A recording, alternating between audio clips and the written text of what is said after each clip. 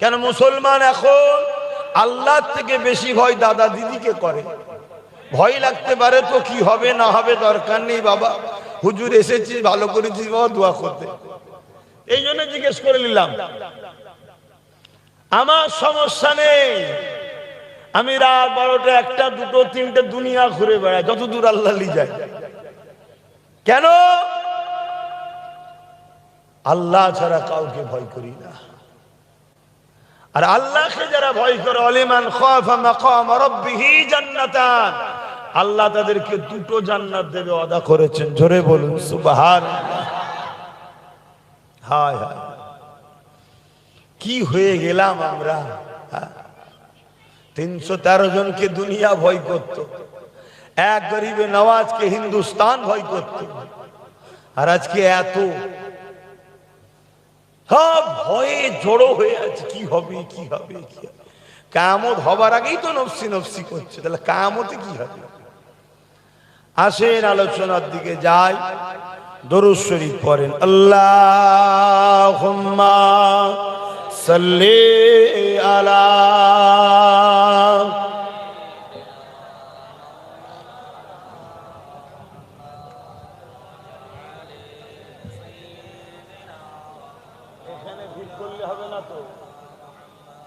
এখানে ভিড় করলে হবে না, হয় ওই গেটের ওই পারে করে দেন আর না এই দিক করে দেন, হয় গেটের ওই পারে করে দেন না এই পারে করে দেন। কি ওখানে দাঁড়িয়ে আছিস কেন? মাথায় চুরি মুখে দাঁড়িয়ে রেখে এই পালালি কেন? হ্যাঁ, আউযু বিল্লাহি মিনাশ শাইতানির রাজীম। বিসমিল্লাহির রহমানির রহিম।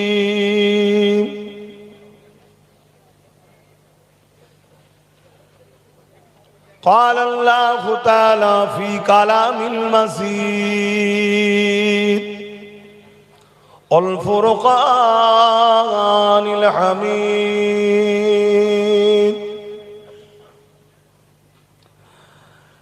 إن الله وملائكته يصلون على النبي يا أيها الذين آمنوا صلوا عليه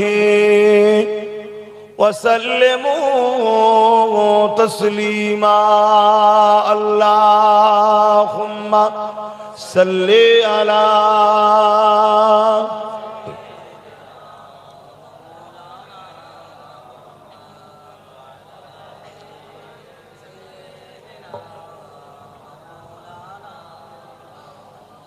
मेरे आँखों की बुदली में जलवा है मोहम्मद का, मेरे दिल के आईने में नक्शा है मोहम्मद का। कोई जन्नत में जाएगा, कोई दोज़ख में पहुंचे, मदीने की तरफ दौरे दीवाना मुहम्मद का। अल्लाहुम्मा सल्ले अला। आवाज की भाषा तोर माई अटके রেখে দিয়েছিস।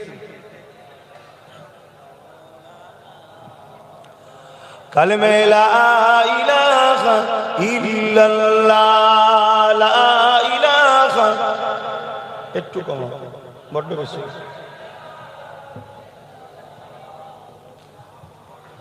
हस्बी रब्बी जल्लल्लाह मा फी क़ल्बी खैरुल्लाह। हस्बी रब्बी जल्लल्लाह मा फी क़ल्बी खैरुल्लाह। नूर मुहम्मद सल्लल्लाह हक़ ला इलाहा इल्लल्लाह ला इलाहा ला इलाहा ইল্লাল্লাহু মুহাম্মাদুর রাসূলুল্লাহ লা ইলাহা ইল্লাল্লাহ লা ইলাহা ইল্লাল্লাহু মুহাম্মাদুর রাসূলুল্লাহ আল্লাহুম্মা সাল্লি আলা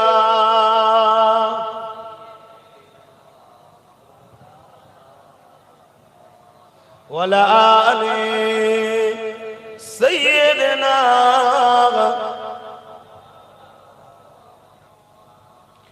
وقال الله تعالى في كلام المسيح والفرقان الحميد لقد كان لكم في رسول الله أسوة حسنة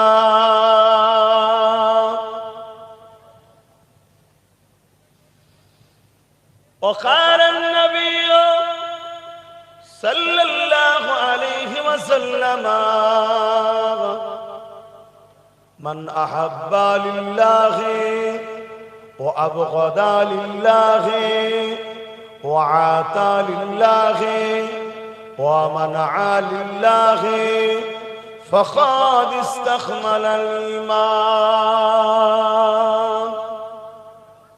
উপস্থিত আমার আব্বা জানেরা, আমার নওজোয়ান তরুণেরা, যুবকেরা, ছোট ছোট বাচ্চারা, উলামায়ে কেরাম, হাফিজে কোরআন, নামাজি, মুত্তাকি, পরহেজগার ইমাম সাহেব বলেরা, দূর দূরান্তে অবস্থিত আমাদের সকলের আম্মা ও বোনেরা, আল্লাহ পাকের দরবারে শুকরিয়া। আজ আমরা একটা মজলিস কায়েম করেছি যার উদ্দেশ্য আল্লাহর খুশির জন্য, জোরে বলুন সুবহানাল্লাহ। এবং সেই মাহফিলে আমরা বেশ কিছু মানুষ এসে হাজির হয়েছি। আল্লাহ আসার তৌফিক দিয়েছে, সকলে বলি আলহামদুলিল্লাহ। আল্লাহ এই মাহফিলে বসার দরুন আমাদের ছোট ছোট গুনাহকে মাফ করে দিয়ে থাকেন, জোরে বলুন সুবহানাল্লাহ। বর্তমান পরিস্থিতিকে সামনে রেখে গুটি কত কথা আলোচনা করব। পুরো বিশ্বর দিকে যদি তাকিয়ে দেখি, পুরো বিশ্ব জুড়ে একটাই কথা, ইসলামকে মিটাও। আমেরিকা ইসলামের পিছনে, ফ্রান্স ইসলামের পিছনে, ব্রিটেন ইসলামের পিছনে, তাম পৃথিবী জুড়ে সবাই ইসলামকে টার্গেট করেছে। এর কারণ কি? এর কারণ হচ্ছে ইসলাম এমন একটা আলো, এমন একটা পথ, এমন একটা রশ্মি, যাতে যুগে যুগে মানব রূপী যারা শয়তান, যারা ক্ষমতার জোরে মানুষের প্রভু হতে চেয়েছে, যারা ক্ষমতার জোরে মানুষকে শোষণ করেছে, যারা ক্ষমতার জোরে মানুষের বেটিদেরকে ভোগ করেছে, যারা ক্ষমতার জোরে গরিব মানুষদেরকে কৃতদাস দাসী বানিয়েছে, তারা আজকে তাদের উত্তরসূরি যারা আছে, তারা এই ইসলামকে ভয় করছে। কারণ ইসলামের আলোতে মানুষের চোখ খুলে যায়, জালিমদের ভয় হয়। তাই ইসলাম ও কোরআন, রাসূল ও আল্লাহর দ্বীনকে মিটাবার চেষ্টা যুগে যুগে করেছে, আজও পুরো বিশ্ব জুড়ে চলছে। আমরা যদি এদিকে খেয়াল না রেখে শুধু এই মসজিদে ঢুকে সেজদা দিয়ে তাসবিহ করে আর হজ করে যদি মনে করি রোজা রেখে জান্নাত যাব, এর থেকে বড় বোকামি আর কিছু নেই। আপনার আমার থেকে অনেক বেশি নামাজি ইমামে হোসাইন পাক, আমার আপনার থেকে অনেক বেশি নামাজি সাহাবা হুজুররা, তিনারা পুরো জীবনটা কাটিয়েছে জুলুমের বিরুদ্ধে সংগ্রাম করে, অন্যায় অত্যাচার সন্ত্রাসের বিরুদ্ধে সংগ্রাম করে। নামাজ রোজা দাড়ি টুপি যেমন ছিল, জুলুমের বিরুদ্ধে অত্যাচারের বিরুদ্ধে তারা জীবনকে কাটিয়েছে এবং জুলুমকে মিটাতে গিয়ে নবী পাকের প্রাণ প্রিয় সাহাবা হুজুররা শহীদ পর্যন্ত হয়েছে। জুলুম অত্যাচার সন্ত্রাসকে খতম করতে গিয়ে নবী পাকের কাঁধে খোড়া ইমামে হোসাইন পাক শহীদ হয়েছে। আজ তুমি আমি যদি মনে করি বড় হাজী হয়ে নামাজি হয়ে মুফতি মৌলানা পীর পীরজাদা দাবি করে মসজিদে গিয়ে নামাজ পড়ে তাসবিহ টেনে জান্নাতে চলে যাব, এটা থেকে বড় মূর্খমি আর কিছু হতে পারে না। ভালোবাসা শুধু দিবার নাম নয়, ভালোবাসা ডিফেন্সের নাম। আমি আমার মা বাপকে ভালোবাসি, স্ত্রীকে ভালোবাসি, তাদের যা চাওয়া পাওয়া সব যেমন দেব, ঠিক তেমন তাদের উপরে কোনো ঝড় ঝাপটা এলে ডিফেন্সও করতে হবে না, হবে না। আপনি যা চাচ্ছেন দেবো, কিন্তু আপনার উপরে জুলুম এলে আমি আপনার হয়ে কথা বলবো না। এটা কি ভালোবাসা না ছলনা? ইসলামকে ভালোবাসি, নামাজ পড়ি, রোজা রাখি, হজ করি, মসজিদ বানাই, মাদ্রাসা বানাই, দান করি, খায়রাত করি, এটা দিয়ে শুধু ইসলাম কমপ্লিট হবে না। এগুলোর পাশাপাশি ইসলামের উপরে কোনো আঘাত এলে, কোন রকম চক্রান্ত এলে, ইসলামের পক্ষে দাঁড়িয়ে সেই চক্রান্তকে ডিফেন্স করে তাকে ব্যর্থ করে দিতে হবে, তবেই তুমি হাকিকাতে প্রেমিক। না হয় নামাজ তো আব্দুল্লাহ ইবনে উবায়েরও ছিল, দাড়ি টুপি তো আব্দুল্লাহ ইবনে উবায়েরও ছিল, হজ তো আব্দুল্লাহ ইবনে উবাই নবীর সাথে করেছে, রোজা তো রাইসুল মুনাফিক আব্দুল্লাহ ইবনে উবাই নবীর সাথে ইফতার করেছে, নবীর মজলিসে বসে কোরআন শিখেছে, কিন্তু কোরআন ঘোষিত জাহান্নামী হয়েছে। আর নামাজ রোজা দাড়ি টুপি আবু বকরেরও ছিল, কিন্তু দিনের উপরে কোনো আঘাত এলে আবু বকর জীবনকে বাজি লাগিয়ে ডিফেন্স করেছে। জোরে বলুন সুবহানাল্লাহ। দাড়ি দেখাওনি, টুপি দেখাওনি, নামাজ রোজা দেখাওনি, নবী পিছনে ইক্তেদা করে নামাজ পড়তো আব্দুল্লাহ ইবনে উবাই। মন দিয়ে শোনো, মুসলমান দুটো, সব মুসলমান জান্নাতে যাবে না। হ্যাঁ, সব মুসলমান জান্নাতে যাবে না আমি বলছি না, আমার রাসূল বলছে। আমার তো মুখ কথা তো রাসূলুল্লাহর হবে। সব মুসলমান জান্নাতে যাবে না। আল্লাহ নবী বললেন আমার উম্মত দাবিদারদের মধ্যে ৭৩টা দল হবে, ৭২টা দল জাহান্নামে যাবে, একটা দল জান্নাতে যাবে। ৭২ দলই মসজিদ থাকবে, মাদ্রাসা থাকবে, দাড়ি থাকবে, টুপি থাকবে, নামাজ থাকবে, রোজা থাকবে, হজ থাকবে, সব থাকবে, এরপরও জাহান্নামে যাবে। কেন? তারা ওই জুল খুয়াইসরা তামিমের মতো নামাজি ছিল, আব্দুল্লাহ ইবনে উবাইয়ের মতো ছিল, এমন করে মুনাফিক ছিল তারা। তা আজকের দিনেও আমাদেরকে বুঝতে হবে মুসলমানের মধ্যে দুটো কাতার আছে। আল্লাহ যুগে যুগে পরীক্ষা নিয়েছে। কখনো কখনো আল্লাহ পাক ফেরাউন পাঠিয়ে, কখনো নমরুদকে পাঠিয়ে, কখনো ইজিপ্টকে পাঠিয়ে, কখনো চিঙ্গিস খান হালাকু খানকে পাঠিয়ে, কখনো হতভাগা আকবরকে পাঠিয়ে, কখনো ভারতের মুসলমানের সামনে ব্রিটিশকে পাঠিয়ে আল্লাহ পাক আমাদের ঈমানকে পরীক্ষা নিচ্ছে, আজও নিচ্ছে। নেবে না, নেবে না? একটু বুঝে বুঝে পা ফেলো। নামাজ ফরজ ব্যক্তি জীবনের জন্য, রোজা ফরজ ব্যক্তি জীবনের জন্য, হজ ফরজ মালদার ব্যক্তি জীবনের জন্য। আমি নামাজ পড়লে সমাজের কি লাভ? কথা বলুন, হজকে বুঝুন আগে। হজ অনেক হয়, বড় বড় মৌলভী সাহেব পীর সাহেবরা দালাল হয়ে গেছে, দালাল। শুনছেন তো নাকি? আমরা গরু হাটে যাই, অনেক দালাল দেখি, সবজি বাজারে যাই, অনেক দালাল দেখি। এ দালালের থেকেও জঘন্য দালাল যারা দ্বীনকে বিক্রি করে দালালি খায়। ঠিক না বেঠে? অতএব দ্বীনকে বুঝুন, নাই আপনার মূল্যবান ঈমানকে কেড়ে নিয়ে চলে যাবে। আপনার মূল্যবান ঈমানকে কেড়ে নিয়ে চলে যাবে।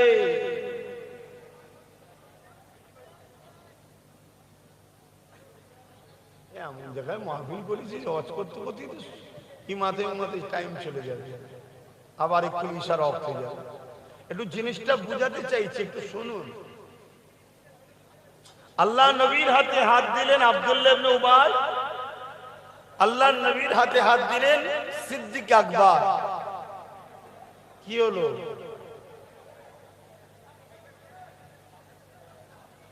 শুনবেন তো, একটু সরে সরে আসেন না।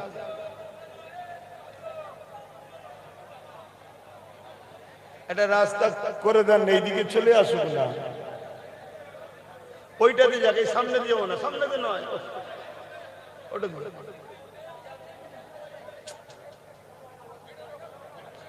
দরুদ শরীফ আল্লাহুম্মা সাল্লি আলা।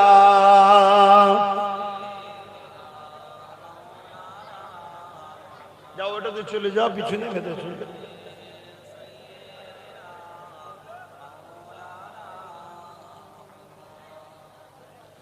रातें भी मदीने की, बातें भी मदीने की।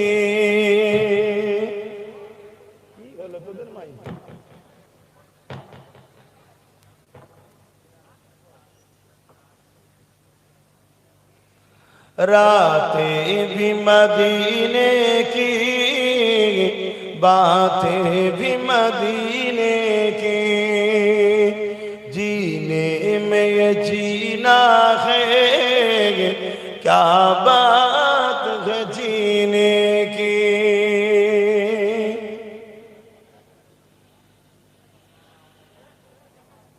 ओ अपने निगाहों से मस्ताना बनाते हैं, ओ अपने निगाहों से दीवाना बनाते हैं। जहमत भी नहीं देते मैं खार को पीने की। रातें भी मदीने की, बातें भी मदीने की। अल्लाहुम्मा सल्ली अला।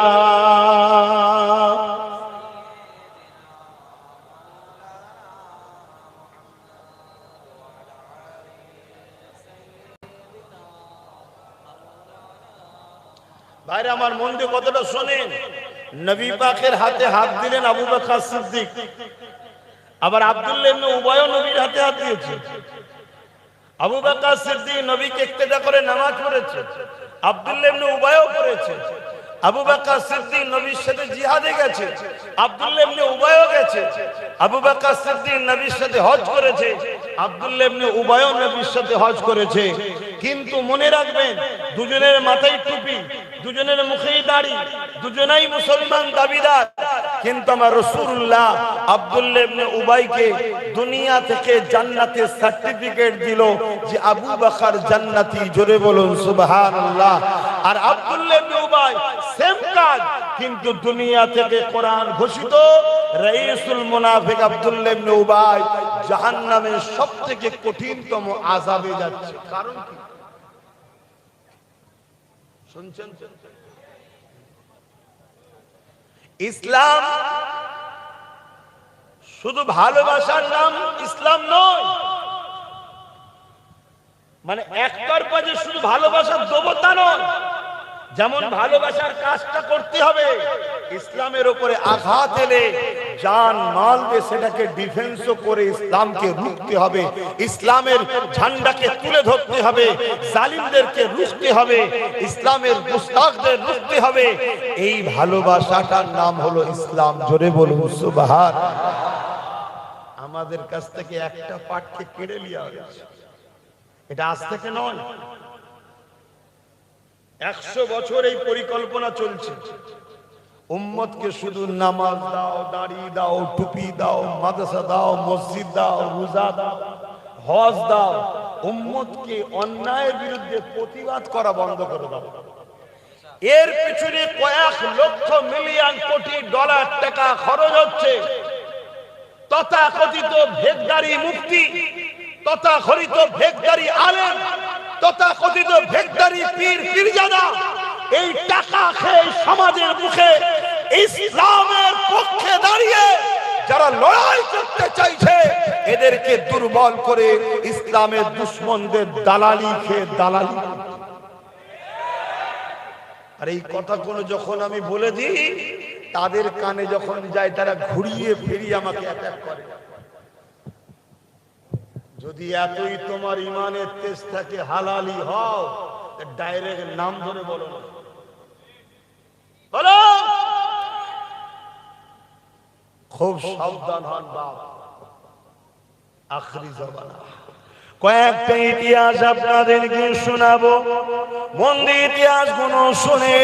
ইসলামে যেমন নামাজ আছে, ইসলামে যেমন রোজা আছে, ইসলামে যেমন হজ আছে, ইসলামে যেমন দাড়ি টুপি আছে, ইসলামে যেমন বড়দের সম্মান ছোটদের স্নেহ আছে, আবার ইসলাম কি শিখাচ্ছে যখন জালিমরা জুলুম করার জন্য মক্কা থেকে আগে গিয়ে এমন করে বদর নামক স্থানে পর্যন্ত চলে এসেছে, মদিনার উপরে হামলা করবে বলে আমার রাসূলুল্লাহ সাহাবা হুজুরদের ঘরে নিয়ে মদিনা ও মদিনাবাসীদের ঘরে জালিমদের হাত থেকে রক্ষা করবে বলে আল্লাহ নবী ডিফেন্সে পর্যন্ত নেমেছে। ওই ডিফেন্সে সাহাবা হুজুরদের সংখ্যা ছিল মাত্র 313 জন, আর জালিমদের সংখ্যা ছিল 1000 উপরে। 313 জনের হাত ছিল খালি, জালিমদের সংখ্যা ছিল অস্ত্র ভর্তি। এ যুবকেরা তরুণেরা, কিন্তু জালিমদের সংখ্যা 1000 হওয়ার পরও তারা পরাজিত হতে বাধ্য হলো 313 জনের কাছে। এগুলো মাদ্রাসা থেকে পড়ানো বন্ধ হয়ে গেছে। তুমি শোনো বন্ধু আমার কথা, দুটো কারণে বন্ধ হয়েছে। একটা কারণ ভয়, কিতাবুল মাগাজি একটা কারণে পড়ানো বন্ধ হয়েছে, ভয়। সমাজ বিরোধী জালিমরা যারা আজকের দিনের সন্ত্রাস, তারা কখনো চায় না এরা অন্যায়ের বিরুদ্ধে প্রস্তুত হোক, তাদের ভয়। আর একটা কারণে এগুলো বন্ধ হয়ে গেছে, অর্থ ব্যয়, পিছন থেকে টাকা আসে। আপনারা জানেন ব্রিটেনের মাটির তলায় খ্রিস্টানদের গোপন মাদ্রাসা আছে, শুনেছেন কখনো? তাহলে আপনারা কত পিছিয়ে আছে। এই পৃথিবীতে কয়েক লক্ষ মাদ্রাসা আছে যার সিলেবাস ওয়াশিংটন থেকে তৈরি হয়েছে, এটা আপনারা জানেন? হায়রে আমার নবীর উম্মত উম্মতিরা, নামাজ দেবে, রোজা দেবে, হজ দেবে, দাড়ি দেবে, টুপি দেবে, জুব্বা দেবে, পাগড়ি দেবে, এইগুলোতে কোনো আপত্তি নাই, এগুলো নাও নাও নিয়ে নাও, কোনো সমস্যা নাই।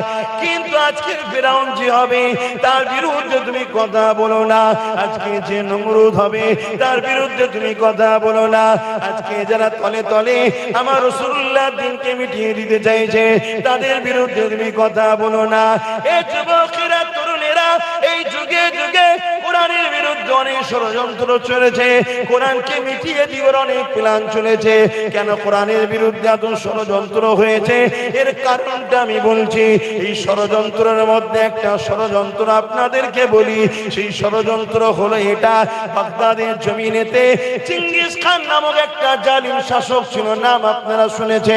সেই বাগদাদের জমিনে একটা মাদ্রাসাতে হামলা করলো, যে মাদ্রাসাটা এত বড় ছিল 3000, শুধু 300 শুধু উস্তাদ ছিল, ছাত্র তুলাবাদ এখানে মাদ্রাসায় শিক্ষা দিবে বলে এত বড় মাদ্রাসা, সেই মাদ্রাসার উপরে হামলা করে লাইব্রেরি সহ তিনি কিতাবগুলোকে সব জ্বালিয়ে পুড়িয়ে দিল।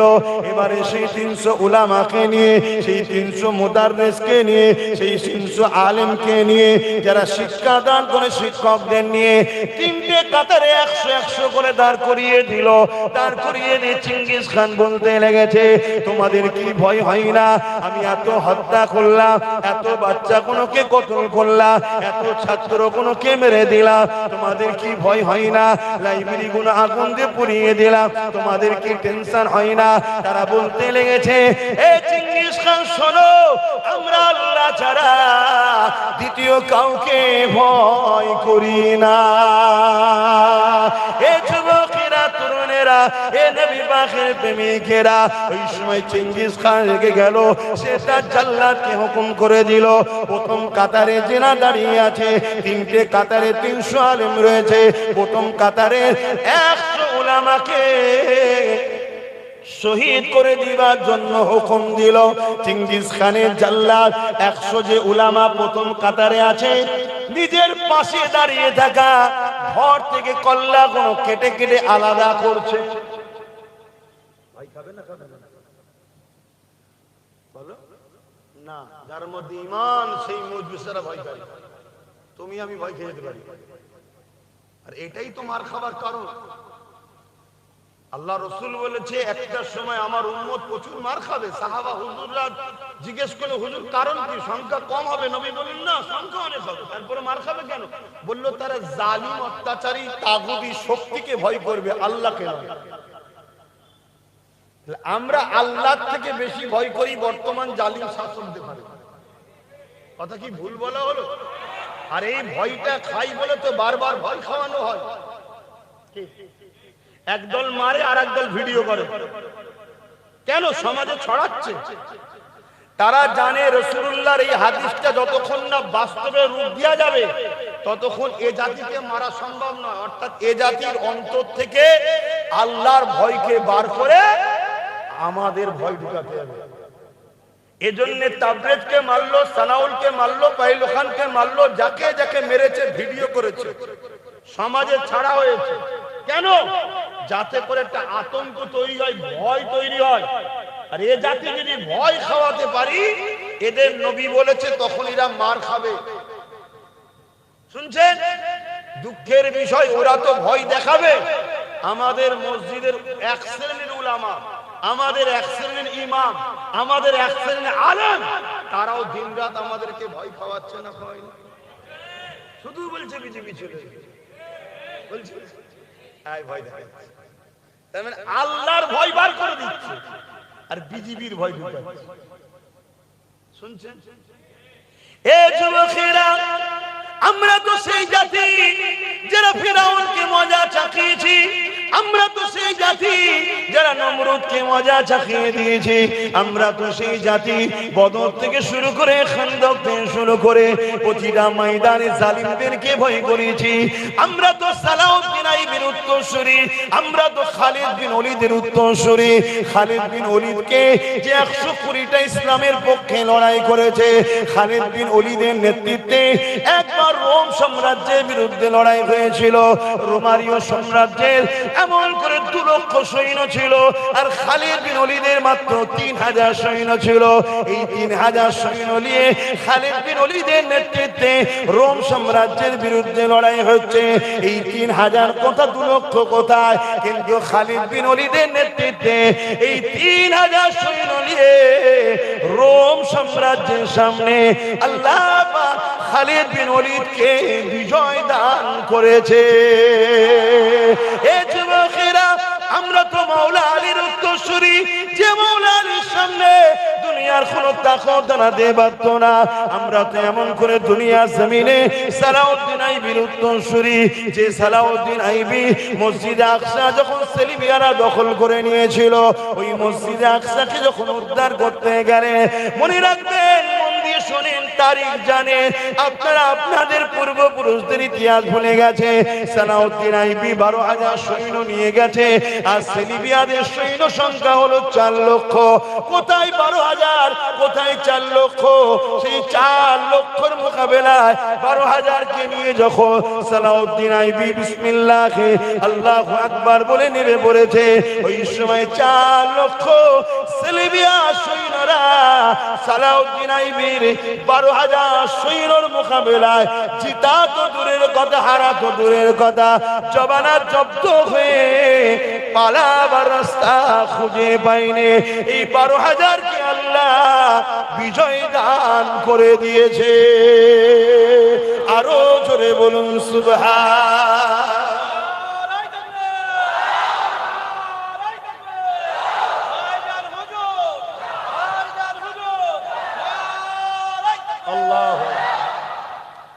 আজকে অঙ্গীকার করে যারা আল্লাহ ছাড়া অন্য কারো ভয় আমাদের সামনে দেখাবে তারাই হলো গাদ্দার। আমার কথায় সহমত হতে পারছেন না কেন? রাসূল বললেন আমার উম্মতের মার খাবার প্রথম কারণ হবে কি? আল্লাহকে ভয় না করে তাগুতি জালিম অত্যাচারী শাসককে ভয় করবে, মৃত্যুকে ভয় করবে। শুনছেন তো? তাহলে আমরা ভয় করব কাকে? আল্লাহ। এই জায়গায় যদি কেউ কারো ভয় দেখায় তাহলেই বুঝে নিতে হবে যে আমাদের অন্তর থেকে আল্লাহর ভয়কে বার করাতে চাইছে। শুনছেন? আল্লাহ ছাড়া কারোর উপরে ভরসা করবেন না, আর আল্লাহ ছাড়া কাউকে ভয় করবেন না। আল্লাহকে ভয় করলে লাভটা কি আছে? একটা লাভ বলছি, আগেই বললাম সূরা রহমানে আল্লাহ বলেছে দুটো জান্নাত দেবে। দ্বিতীয় নম্বর হচ্ছে যার হৃদয়ে আল্লাহ ভয় আছে, সামনে যত বড়ই জালিম থাকুক সে তাকে ভয় করবে। জোরে বলুন সুবহানাল্লাহ। নাই খেয়াল করে দেখুন, এত সব রয়েছে, এত সব রয়েছে, কারো নিয়ে এদের মাথায় বাজ পড়ে ওই একটা ছেলের উপরে সবার হামলা। কেন বলেন? কেন জানে সব কটা মুনাফিক গাদ্দার, এদের সমস্যা নেই, ওই একটা ইমানদার আছে। কথা বুঝে আসছে না? হ্যাঁ, আল্লাহকে ভয় করার কথা কোরআনে আল্লাহ বলেছেন আরেক জায়গায়, ইয়া আইয়ুহাল্লাযীনা আমানুত্তাকুল্লাহ, হে ঈমানদারেরা আমি আল্লাহকে ভয় কর, ওয়াকুনু মাস সাদিকিন, এবং সত্যবাদীদের দলভুক্ত হওয়া, তাদের সাথে থাক।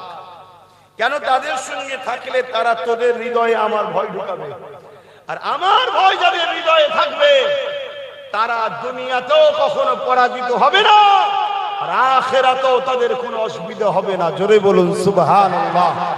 আরে কোন দেশে যদি পারমাণবিক শক্তি থাকে, ওই দেশকে যদি অন্য দেশ ভয় করতে পারে, পারমাণবিক শক্তি তো কোনো শক্তিই নয় আল্লাহর কাছে। তাহলে যার হৃদয়ে আল্লাহর ভয় থাকবে তাকে দুনিয়া ভয় খাবে না, খাবে না, এটা ভাবো। দ্বিতীয় নম্বর, রাসূল বললেন আমার উম্মত মার খাবে লোভের কারণে। কিসের কারণে? লোভ।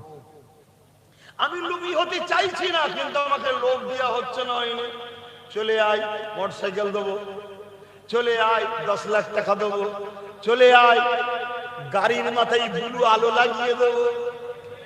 কি হচ্ছে না? কাই কাই কাই করে বেঁচে যাবি। কথা কষ্ট হচ্ছে, কিচ্ছু করার নেই বাপ। এতদিন ছিল পেটের লড়াই, এখন অকাপ বাঁচাবার লড়াই। এতদিন ছিল রোজে রুটির লড়াই, এখন আল্লাহর কোরআন মিটে যাবে বলছে। কোরআনের দুশমনদের বিরুদ্ধে লড়াই। এই লড়াইয়ে যারা জীবন দিতে পারবে হাত তুলে দেখাও। নারে তাকবীর, নারে তাকবীর। এখানে কোন পীর বুঝি না, পীরজাদা বুঝি না, এখানে কোন আলেম উলামা মুফতি মাওলানা বুঝি না। আল্লাহর বাণী মানে আল্লাহর কথা।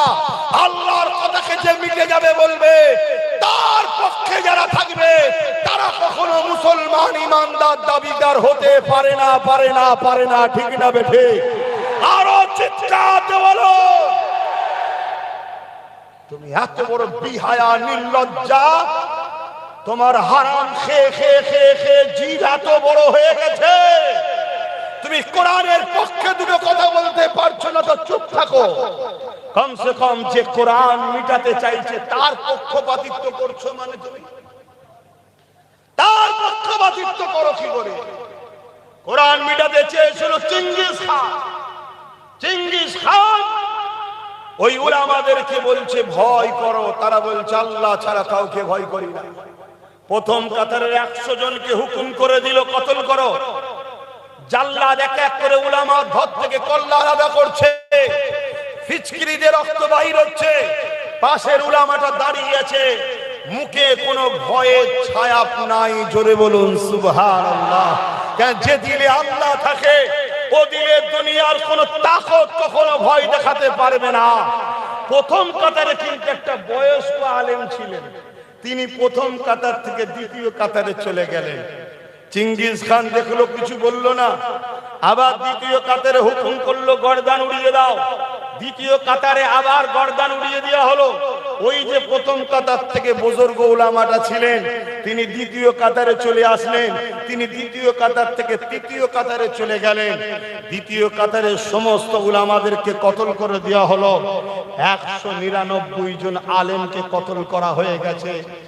লাস্ট কাতারে 101 জন, প্রথম কাতারে যিনি দ্বিতীয় থেকে তৃতীয়, তার সামনে চিঙ্গিস খান এসে বলছে, এই বুজুর্গ উলামা, এবারে তুমি কোন কাতারে যাবে? তোমাকে এবারে কে বাঁচাবে? হায় হায়, 199 আলেমের রক্ত কল্লা ধর থেকে আলাদা। এই মুহূর্ত যার মুখ দিয়ে কথা বেরোয় সেই তো যাবে জান্নাতে। ওই সময় দাঁড়িয়ে ওই বয়স্ক উলামা আসমানের দিকে শাহাদত আঙুল তুলে বলছে, আল্লাহ আছে। জোরে বলুন সুবহানাল্লাহ। আরো চিৎকার দিয়ে বলুন আল্লাহু আকবার। আঙুল তুলে বলুন আল্লাহু আকবার, আল্লাহু আকবার। আল্লাহ তিনি যিনি সব থেকে মহান, শাইউল কাদির, সর্বশক্তিমান। আমরা কোন মুদি, কোন দিদি, কাউকে ভয় করি না। আমরা ভয় করি একমাত্র तमाम কায়নাতের স্রষ্টা, লাহু মুলকুস সামাওয়াতি ওয়াল আরদ, আল্লাহকে ভয় করি। জোরে বলুন সুবহানাল্লাহ।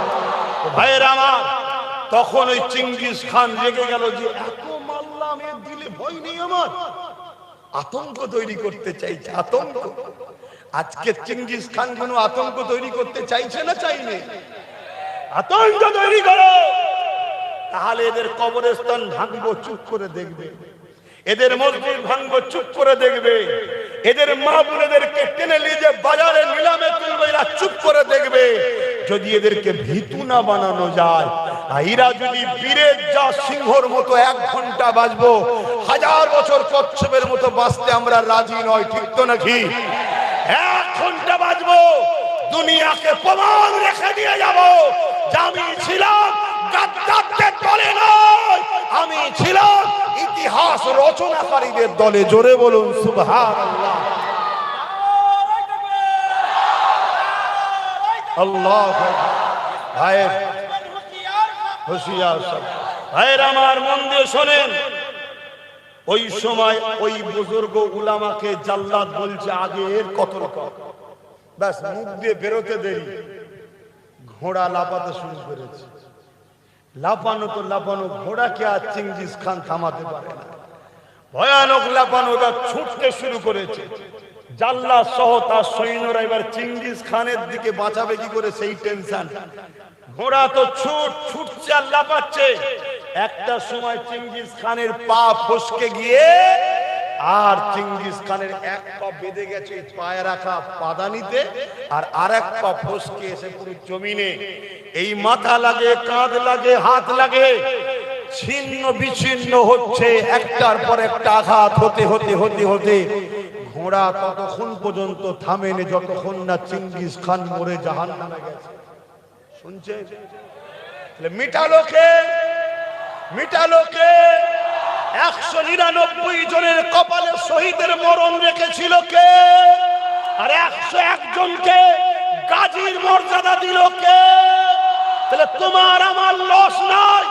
তুমি আমি জুলুমের বিরুদ্ধে, অন্যায়ের বিরুদ্ধে, সন্ত্রাসের বিরুদ্ধে, চোরেদের বিরুদ্ধে, খুনিদের বিরুদ্ধে, ওয়াকাবের দুশমনদের বিরুদ্ধে, মাদ্রাসার দুশমনদের বিরুদ্ধে, কোরআনকে মিটে যাবে বলে তার বিরুদ্ধে লড়ছি। আমরা যদি এই লড়াইয়ে মারা যাই, আমরা হব শহীদ, আর যদি বাঁচি আমরা হব গাজী। জোরে বলুন সুবহানাল্লাহ, আরো জোরে বলুন সুবহানাল্লাহ। এখানে আমাদের লস নাই। লস আছে নাকি? মরলে শহীদ, বাঁচলে গাজী। সেই রাস্তা ছেড়ে দিয়ে কোন জাহান্নামের কাতারে যাচ্ছ মুসলমান? ঘোমটার পিছনে যে কি শয়তানি আছে বুঝতে পারছো না? কবে বুঝবে? কবে বুঝবে? এখনো বুঝার সময় হয়নি যে ঘোমটা দিয়ে আস্তে আস্তে দাদাকে বাংলায় ঢুকাচ্ছে, ঘুমটা দিয়ে এসে আস্তে আস্তে ঢুকাচ্ছে। এটা বুঝতে এখনো পাচ্ছনি? যখন আমার ওয়াকফের বিরুদ্ধে আজকের ফেরাউন, আজকের নমরুদ, কেন্দ্রের মোদী সরকার আমার কোরআন, আমার ওয়াকফের বিরুদ্ধে যখন আইন করলো, এই বাংলার মুসলমান সমস্ত রাজ্যে আন্দোলন হচ্ছে। এই বাংলার মুসলমান যখন আন্দোলনে নেমেছিল, এই মমতা ব্যানার্জি বলেছিল বাংলায় কোনো ওয়াকফে আন্দোলন হবে না, দিল্লি চলে যাও। কেন? বাংলাটা কি মমতার বাবা খালি সম্পত্তি? এই বাংলায় তুমি ভোট নেবে, এই বাংলার মুসলমানদের ভোট নেবে, এই বাংলার মুসলমানদের কাছে তোমার দলের কুকুরগুলোকে পাঠাবে যে ভোট দাও, ভোট দাও। আর এই বাংলার মুসলমানদের মসজিদ যখন বিজেপি দখল করতে চাইছে, এই বাংলার মুসলমানদের মাদ্রাসা যখন দখল করতে চাইছে, এই বাংলার মুসলমানদের কবরস্থানে যখন আঘাত দিচ্ছে, তুমি আমাদের সাথ দিলে না, আমাদের ভোটে তুমি সরকার হলে, উপরন্ত তুমি আমাদেরকে বলছো দিল্লি চলে যাও। এরপরও যারা আন্দোলন করতে নেমেছিল তাদেরকে তুমি জেল দিয়েছো। ওই জেল খাটার মধ্যে একজন হলো নওশাদ সিদ্দিকী, ওয়াকফের জন্য জেল খেটেছে। আগামী দিন যদি আমরা কাউকে ভোট দিই, সেটা নওশাদকে দেব, ঠিক না বেটে? হাত তুলে বলো, ঠিক না বেটে? কেন? সে ওয়াকফকে বাঁচাবার জন্য একটা ছেলে সুপ্রিম কোর্টে লড়ছে। আর তোকে সরকার করলাম, তোকে 215টা সিট দিল মুসলমান, তোকে জিতালো এ জাতি, এ জাতি তোর উপরে ভরসা করলো, এ জাতি তোকে ভালোবাসলো। আর তুই এ জাতিকে বলছিস ওয়াকফ আন্দোলন করলে সব থেকে বড় দুশ্মন আমি হব। তার মানে মসজিদের হয়ে আন্দোলন করলে দুশ্মন ও আমাদের হবে। আমি মাদ্রাসা কেন বিজেপি ভাঙছো বললে আমাকে জেলে দেবে মমতা। কবরস্থান নিয়ে আন্দোলন করব, মোদি তুমি কবরস্থান ভাঙছো কেন? আমার ওয়াকফ নিতে দেবো না মোদি তোমায়। দিদির মুখে ব্যথা হচ্ছে, দাদার উপরে বোনের কত ময়া দেখেছো? এই দাদা দিদি সেটিংটা বুঝতে পারছো না, পারোনি? এখন মমতা মনে করেছে একটা মুফতির একটা পীরজাদাকে নিয়ে নিলে হয়তো আমার বেড়া পার হয়ে যাবে। তোর মুফতিও তোর সাথে জাহান্নামে যাবে, তোর পীরজাদাও তোর সাথে জাহান্নামে যাবে। কেন? আমার কাছে পীরজাদা আগে নয়, আমার কাছে আল্লাহর কোরআন আগে, আমার কাছে বাপ আগে নয়, আমার কাছে খোদার ঘর মসজিদ আগে, আমার কাছে আল্লাহ নবীর ঘর আগে। কিয়ামতের দিনে কোন পীরজাদা তোমাকে আমাকে বাঁচাতে পারবে না। কিয়ামতের দিনে আমিনার লাল তোমার আমার জন্য শাফাআত করবে।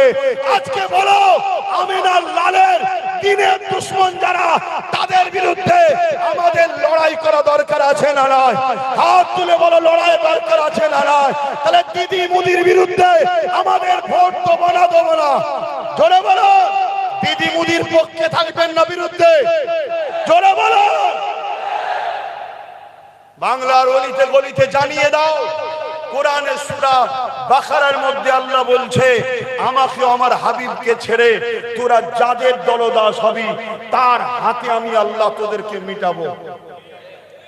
অতএব আল্লাহ ও রাসূলকে ছেড়ে দিয়ে তোমরা যদি দিদিকে প্রাধান্য দাও, এর হাতেই আল্লাহ তোমাদেরকে মিটাবে। সেই মিটাবার একটা ছোট্ট নমুনা বলে যাচ্ছি। অলরেডি 25,000 30,000 করে সব নাম বাদ দিয়েছেন না? দেয় কে নাম বাদ দিল? এই মমতা ব্যানার্জি বলেছিল 2002 সম্ভবত যে বাংলাদেশ থেকে ঘুষপেটিয়া বাংলায় ঢুকছে, এটাকে রুকা দরকার। যখন দিল্লিতে মোদি আসলো, ভাই বোনের সেটিং হয়ে 2026-এ 2025-এ আজকে সেই এসআইআর করে নিরীহ মুসলমানদের নামের বানান ভুল যাওয়ার জন্য নামগুলোকে কেটে দিয়েছে। প্রথম যে লিস্ট বেরিয়েছিল সেই লিস্টে মুসলমানদের নাম বেরোয়নি, সেই লিস্টে মুসলমানদের নাম ছিল না।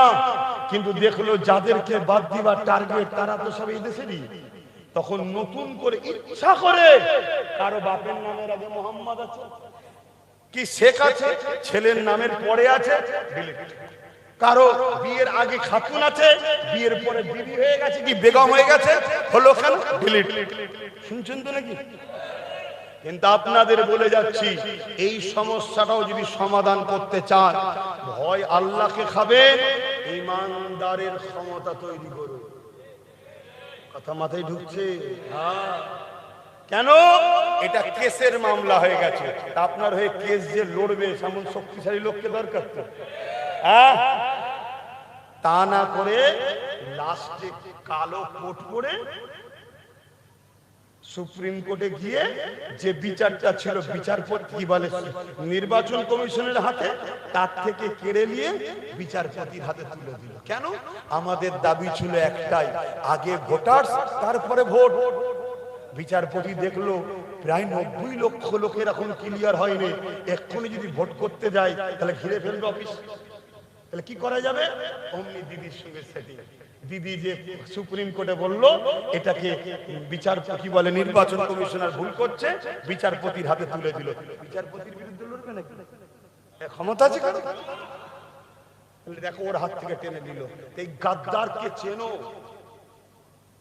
দুনিয়াও যাবে আখিরাতও যাবে। কোরআন বলছে আল্লাহ ও রাসূলকে ছেড়ে দিয়ে যাদের দলদাস হবে তাদের হাতে আল্লাহ তোমাদের মিটাবে। মনে রেখে দিও, সালাউদ্দিন আইবি সেলিবিয়াদের হাত থেকে মসজিদকে উদ্ধার করে নিল। এই উদ্ধার করার পরে সালাউদ্দিন আইবি তিনি মন মরা করে ঘরে বসে আছে। সবাই আনন্দ খুশি করছে, মসজিদ উদ্ধার হয়েছে, শুনছেন তো? কিন্তু সালাউদ্দিন আইবির মন খারাপ। মন খারাপ। জিজ্ঞেস করছে তার সেনা প্রধানরা, হুজুর আপনার মন খারাপ কেন? মন দিয়ে কথাটা শোনো দিব। ওই সময় সালাউদ্দিন আইবি বললে প্রকাশ্য সৈন্য ছিল 4 লাখ, যদি 40 লক্ষ থাকতো তাও তার বিরুদ্ধে লড়তাম, কিন্তু আমাদের মধ্যে গাদ্দার আছে। এই গাদ্দার কোন যদি বাঁচা না যায় তাহলে মসজিদে আকসা আবার চলে যাবে। তাহলে বাবরি মসজিদ গেছে না, গাদ্দাররা বিক্রি করেছে। অত সহজ নয়। আমার দেশের সংবিধান বিরোধী একটা আইন হয়ে গেল। আমার দেশের সংবিধান বলছে কোন আস্থার উপরে রায় হয় না, আর দেশের সর্বোচ্চ আদালত থেকে রায় বেরোচ্ছে আস্থার উপরে। তাহলে গাদ্দাররা সেটিং আছে না নাই? গাদ্দার যদি না চেনো তোমাদের আগামী দিন কচু কাটা করা হবে। শুনছো? গাদ্দার যদি চিনতে পেরে যাও মাথা তুলে বাঁচবে। শুনছো? আর এই কথাগুলো আমি জানিয়ে দিই বলে দিনের শেষে সব কিছু থেকে ঘুরিয়ে এনে বাজারে শুধু একটাই কথা বলবে, কি আব্বাসের সাথে বিজেপি সেটিং আছে। শুনছো তো? 2021-এ 30টা জায়গায় দিয়েছিলাম, যা কোনোদিন পাসনি মমতা সেই শীত পেয়েছে না পাই, তা আজকেও সেই 30টা দিয়েছে। এত বুকে ব্যথা হচ্ছে কেন? কথা মাথায় ঢুকছে না? ঢোকে নেই কেন? ওরা জানে যে 2030-এ 2021-এ অনেক কটা পেয়েছিল, এবারে তো অনেক কড়াকড়ি হবে, তাহলে অনেক কটা পেয়ে যাবে। একটাই যদি এত লড়াই দেয়, তার সাথে যদি আরো 15-20টা হয়ে যায় তাহলে ফাটাফাটি করে ফেলবে। তোমার এই 24 পরগনাতে যত কমই হোক 5-6টা পাওয়ার জায়গায় আছে, তাহলে পুরো 24 পরগনা তো আমরা কন্ট্রোল করে ফেলবো। কথা মাথায় ঢুকছে না? ঢুকে না? হ্যাঁ, এই জন্যে গাদ্দারদের মাথায় বাজ পড়ে গেছে। সালাউদ্দিন আইবি বলছে আমাদের মধ্যে যে গাদ্দার আছে খুঁজে বার করতে হবে। এই গাদ্দার খুঁজবে কি করে? একটা টিম তৈরি করেছে, গোয়েন্দা টিম। সেই টিমকে সালাউদ্দিন আইবি ছেড়ে দিয়েছে। মনকে শোনে, যে চায়ের দোকানে ঢোকে নে, বাজারে যায়নি, হাটে যায়নি, মেলায় যায়নি, ওই টিম ঢুকছে মসজিদে। শুনছেন? ওই টিম ঢুকছে মাদ্রাসায়, ওই টিম ঢুকছে মুক্তবে, ওই টিম ঢুকছে খানকায়। কেন? যেখানে আল্লাহর ওলি থাকবে তার পাশেই কিন্তু ছদ্মবেশী শয়তান থাকবে। কথা মাথায় ঢুকছে? তো ওইভাবে সালাউদ্দিন আইবির ওই গোয়েন্দা টিম 3000 লোককে ধরেছে, যারা বড় বড় ইমাম, বড় বড় আলেম, বড় বড় মুফতি, বড় বড় বক্তা। 3000 তৎকালীন সময় ধরেছিল, যারা সুরাতে সকলে মুসলমান, ভেতরটা কোটি কোটি টাকায় ইসলামের দুশমনদের কাছে বিক্রি হয়ে গেছে। তাদেরকে সালাউদ্দিন আইবি নিজে হাতে করে কতল করেছে। আজকে এরকম গাদ্দার আছে না? সারা বছরে গাদ্দার কোনো পাওয়া যায় না। যখন মব লিঞ্চিং এর নামে এই বাংলার বারাইপুরেতে মুসলিম ছেলেকে খুন করা হয়, যখন মব লিঞ্চিং এর নামে গোরাক্ষা বাহিনীরা এই বাংলার বাঁকুড়াতে মুসলিম মানুষগুলোকে পেটে মারে, তখন এই গাদ্দার মুনাফিক আলেম উলামা পীরজাদাগুলোকে পাওয়া যায় না। ভোট যখন আসে তখনই শুধু বেরিয়ে বলে আর একবার দিতে হবে, না বিজেপি চলে আসবে।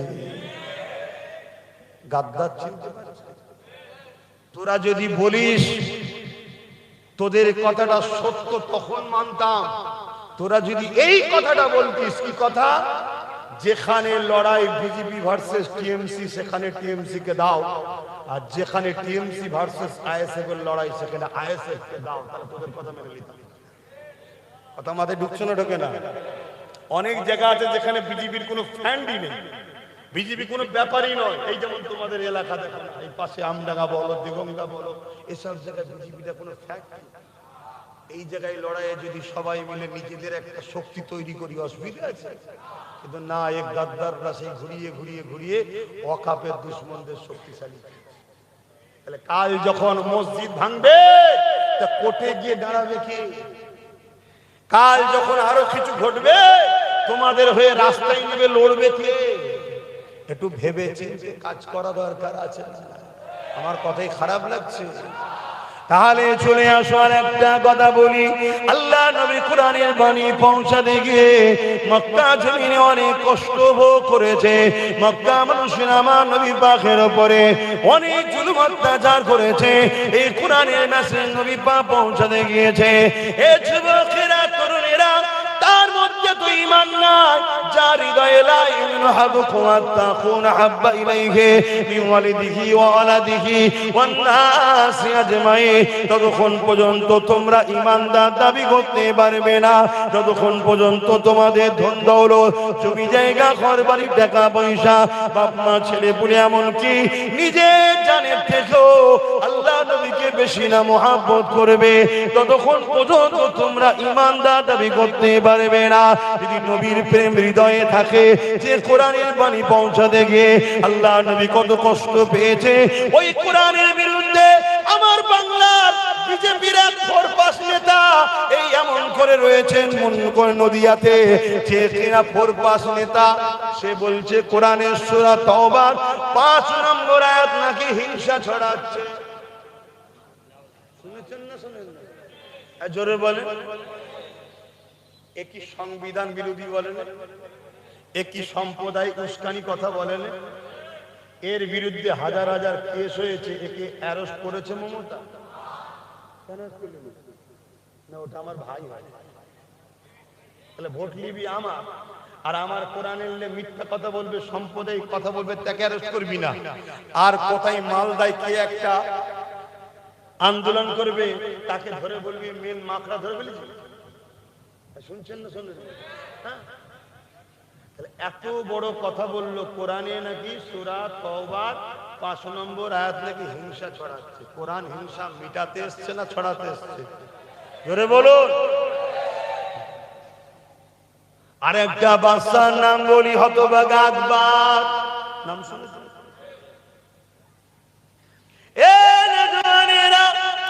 আকবর কোরআনের বিরোধী করেছিল, কোরআনকে মিটাবে বলে দ্বীন ইলাহি বলে কিতাব লিখেছিল। ওই কিতাব যখন বাজারে ছেড়েছে, ছাড়ার পরে আকবর বলতে লেগেছে আমার উপরে ওহী এসেছে কোরআনকে মিটাবার জন্য। আকবর দ্বীন ইলাহি লিখেছিল। এ যুবক, ইতিহাস জানো, ইতিহাস জানো। আজকে যেটা হচ্ছে এটা নতুন নয়, যুগে যুগে যুগে হয়েছে। একজন একজন করে মুজাহিদে ইসলাম দাঁড়িয়ে গেছে, তার দ্বারা আল্লাহ জালিমদেরকে মিটিয়ে দিয়েছে। ওই সময় আকবর দেখলো আমার কোরআনের বিরুদ্ধে লোক তো দাঁড়িয়ে গেছে, কি করা যাবে? আকবর বড় বড় টাকা দিয়ে মুফতি কিনলো, মৌলানা কিনলো। তৎকালীন সময় যারা দালাল মার্কা ছিল কিনেছে, তারা বাড়ি বাড়ি গিয়ে বলছে আমাদের বাদশা হলো আকবর, আমাদের জন্য তার উপরে আল্লাহর পক্ষ থেকে কিছু আসতে পারে। এই বাদশার উপরে আসবে ওহী, আল্লাহর পক্ষ থেকে বাদশার উপরে, নবীদের উপরে। জোরে বলেন, আমার নবীর পরে কোন নবী আসবে? কিন্তু শয়তান মার্কা মুফতি মৌলানারা কি বুঝাচ্ছে? শুনছেন? কিন্তু মুজাদ্দেদে আল-ফেসানি তার সাথীদেরকে নিয়ে আকবরের বিরুদ্ধে দাঁড়িয়ে গেল। বলুন সুবহানাল্লাহ। অনেক ঝড় তুফান হয়েছে মুজাদ্দেদ আল-ফেসানির উপরে, কিন্তু বিজয় আল্লাহ মুজাদ্দেদ আল-ফেসানিকে দিয়েছে, আকবরকে জাহান্নামে পাঠিয়ে দিয়েছে। শুনছেন? কোরআনের উপরে যুগে যুগে হামলা হয়েছিল। আল্লাহ নবী এই কোরআনের বাণী নিয়ে যখন মক্কা মানুষেরা কেউ শুনতে চাইছে না, নবী আমার কোরআনের বাণী নিয়ে চলে গেছে তায়েফের জমিনে। মক্কা সন্ত্রাসীরা তায়েফের মানুষদেরকে আগে থেকে জানিয়ে দিয়েছে মুহাম্মদ রাসূলুল্লাহ যে বাণী নিয়ে আসছে ওই বাণীটা হলো সত্য বাণী, কিন্তু এই বাণীর মধ্যে ইনসাফ আছে, ওই বাণীর মধ্যে ইনসানিয়াত আছে, এই বাণীর মধ্যে মানব বন্ধন আছে, ওই বাণীর মধ্যে প্রেম আছে, ওই বাণীর মধ্যে ঐক্য আছে। কিন্তু আমরা যে মানুষকে জুলুম করে ক্ষমতা দখল করে রেখেছি, যদি মুহাম্মদ রাসূলুল্লাহ এই বাণী মানুষ শুনে নেয়, দলে দলে মুহাম্মদ রাসূলুল্লাহ দিকে লোক চলে যাবে। তাই তায়েফের মানুষেরা তোমরা মুহাম্মদ রাসূলুল্লাহকে তায়েফের জমিনে ঢুকতে দেবে না। এ যুবকেরা, তরুণেরা, তোমার আমার দিলে যদি নবীর প্রেম থাকে মন দিয়ে শোনো, এই কোরআনের বাণী পৌঁছাতে গিয়ে তায়েফের মানুষেরা আল্লাহ নবীর উপরে পাথর মারলে, আল্লাহ নবীকে আঘাত দিলে, যেখানে যেখানে পাথর লাগলো নবী পাকের শরীর মোবারক থেকে রক্ত ঝরে পড়তে লাগলো। এ না জওয়ান তরুণেরা, বাপেরা, ওই রক্ত তায়েফের জমিনে পড়তে লেগেছে। ওই রক্ত গড়িয়ে গড়িয়ে রাসূলুল্লাহ জুতা মোবারকে গড়িয়ে যায়। এই অবস্থাতে নবী পাক এমন করে তায়েফের জমিনে অজ্ঞান হয়ে গেল। এই নজনের অনেক তরুণ কথা, অনেক বড় কথা আমি জানতে চাইছি, যে কোরআনের জন্য আমার রাসূলুল্লাহ তায়েফের জমিনে রক্তাক্ত হলো, আজকে দিনে যদি ওই কোরআনের সূরা তাওবার 5 নম্বর আয়াতে কেউ যদি বলে হিংসা ছড়াচ্ছে, তারও বিরুদ্ধে আমাদেরকে লড়াই করতে হবে যেমন, আর ওই কোরআনকে কেউ যদি বলে মিটে যাবে, তার বিরুদ্ধে লড়াই করতে হবে না, হবে না? তবেই তো ঈমান। আচ্ছা বলুন তো দেখি, কোন ছেলে যদি তার বাপকে বলে আব্বা আমি তোমায় ভালোবাসি, স্বাভাবিক? কিন্তু বাপকে যখন পাড়ার 2-3 জন গালিগালাজ করছে, ছেলে প্রতিবাদ করছে না, এটা কি ভালোবাসা? একটু বলবেন তো আব্বার, এটা ভালোবাসা? আরে হাজারো বাপ কুরবান হয়ে যাক আমার কোরআনের কাছে, হাজারো মা কুরবান হয়ে যাক আমার কোরআনের কাছে, তুমি বলছো আমি আল্লাহকে ভালোবাসি, আর আল্লাহর কথা শেষ হয়ে যাবে যখন কোন কেউ বলে, তখন তুমি তার পক্ষে থাকতে পারবে? জোরে বলো। শোনো মঙ্গে, ঈমান আছে না নাই বুঝবেন কি করে? বেশি দিন নয় মাদ্রাসা, কতটা দূর? 1 মিনিট 2 মিনিট, বেশি দিন নয়। মুসলিম শরীফের হাদিস, আল্লাহ নবী জানাচ্ছেন ঈমান আছে না নাই বুঝবেন কি করে? আপনার তো বোঝা দরকার, আপনার তো বোঝা দরকার, যে যার ভাবা দরকার তো আমার ঈমানটা আছে না নাই, ভাবা দরকার আছে না নাই। এবার আপনার ঈমান আছে না নাই বুঝবেন কি করে? দাড়িটা কি ঈমান? টুপিটা কি ঈমান? নামাজটা কি ঈমান? রোজাটা কি ঈমান? হজটা কি ঈমান? ধরে বলুন। ঈমান তো আলাদা জিনিস, যেটা নবীর প্রেম ও আদব। তা আপনার মধ্যে নবীর প্রেম ও আদব আছে না নাই, মানে ঈমান আছে না নাই, আপনি বুঝবেন কি করে? এর নমুনা রাসূলুল্লাহ বললেন, আমার উম্মতের মধ্যে 3টে নমুনার মধ্যে যে কোনো একটা নমুনা যার মধ্যে পাওয়া যাবে তার মধ্যে ঈমান আছে। কটা নমুনা? 3টে। 3টের মধ্যে যে কোনো একটা। শুনছেন আব্বা জানেন? ভালো আছে, বসেন বসেন। 3টে নমুনা বলবো না থাকবে? এই যুবক শুনবে না? প্যান্ট শার্ট পরা, দাড়ি চাচা, গান শোনা, ফাংশনে যাওয়া, সিনেমা দেখা, পার্কে যাওয়া, কেউ কাফের বলতে পারবে? গুনাহগার। কালকে তওবা করবে, নামাজি হবে, হাজি হবে, আল্লাহ আল্লাহ করতে করতে কবরে যাবে। দয়াময় আল্লাহ বলেছে তওবাকারীকে আমি মাফ করে দিই, আল্লাহ চাইলে জান্নাতে যাবে। জোরে বলুন সুবহানাল্লাহ। আর ঈমান নেই, মসজিদে তাহাজ্জুদ করছে, ঈমান নেই, প্রত্যেক বছর হজ করতে যাচ্ছে, ঈমান নেই, দাড়ি রেখে মাথায় টুপিতে বড় জুব্বা লাগিয়ে ঘুরছে, এই কিছু কাজে লাগবে? জাহান্নামে ঢুকবার বেরোবে না। শুনছ মরজ, আমার বাপ ঠোঁট আল্লাহ সেলাই করে পাঠাইনি, কেটে বাড়িয়েছে। এখানে বুঝে লিয়া দরকার যে আল্লাহ বলে দিয়েছে তোর ঠোঁট কাটা এই জন্য পাঠিয়েছি, হক কথা ফক করে বলবি, কোন রকম ঘাবড়াবি না। দুনিয়া চটে যায়, চটে যাক, তোর মাকসাদ হবে আল্লাহ যেন রাজি হয়। আর একটা হাদিস বলছি শোনো, যার মধ্যে চারটে খসলত আছে সেই তো ইমানের মজা পায়, সেই তো প্রকৃত মুসলমান ইমানদার জান্নাতি। কি? মান আহাব্বা লিল্লাহ, ভালোবাসবে আল্লাহর জন্য, ওয়া আবগাদা লিল্লাহ, দুশমনি করবে আল্লাহর জন্য, ওয়া আতা লিল্লাহ, আত্মীয়তা করবে আল্লাহর জন্য, ওয়া মানা লিল্লাহ, বিচ্ছেদ হবে আল্লাহর জন্য। এরাই হলো প্রকৃত ইমানদার। তাহলে আমি যদি কাউকে সাপোর্ট করি, উদ্দেশ্য থাকবে আল্লাহ। আমি যদি কারো থেকে মুখ ফিরিয়ে নিই, উদ্দেশ্য থাকবে আল্লাহ। আমি মা বাপকে ভালোবাসি, উদ্দেশ্য হলো আল্লাহ। আমি স্ত্রীকে ভালোবাসি, স্বামীকে ভালোবাসি, সন্তানকে ভালোবাসি, উদ্দেশ্য থাকবে আল্লাহ। তাহলে আজকে আমি গত 15 বছর যা সাথ দিয়েছি, আজকে তাকে আমি ডিভোর্স দিলাম। কেন ডিভোর্স দিলাম? সে কোরআনের দুশমন, তাই তাকে আমি আর ভালোবাসি না। ঠিক না বেঠে? আর এখনো যদি ভালোবাসো, এখানে আল্লাহ আছে, মাথায় ঢোকাও যুবক। দিনে এসেছে ঘুরিয়ে ফিরিয়ে সেই একটাই তো কথা বলে, আব্বাসের সাথে বিজেপি সেটিং আছে। শুনছেন তো নাকি? অন্য কোনো কথা তো নেই, আর অন্য কোনো কথা নেই। এই ভয়টাই তো খাও তোমরা, আর এই জন্য এটা দেখা, এই জন্য দেখা। এতদিন ছিল ইস্যু ভোটের পাকিস্তান আর বাবরি মসজিদ, ও আর খাচ্ছে না লোক, ওই জন্য আর দেখাচ্ছে না। কথা বুঝে আসছে? এখন একটাই, মুসলমানদের ভয় খাওয়া। মনে রাখবেন, ইসলামের ইতিহাস পড়বেন, আরো ইতিহাস পড়বেন, যখন কোন রাজা হেরে যাবার জায়গা হয়ে যায়, তার একটাই রাস্তা থাকে, প্রজাদেরকে ভয় খাওয়া। তো ভাইরা আমার, আল্লাহ নবী বললেন তিনটে বৈশিষ্ট্য যে উম্মতের মধ্যে আছে, বা তিনটের মধ্যে কোনো একটা পাওয়া যাবে, তার মধ্যে ঈমান আছে।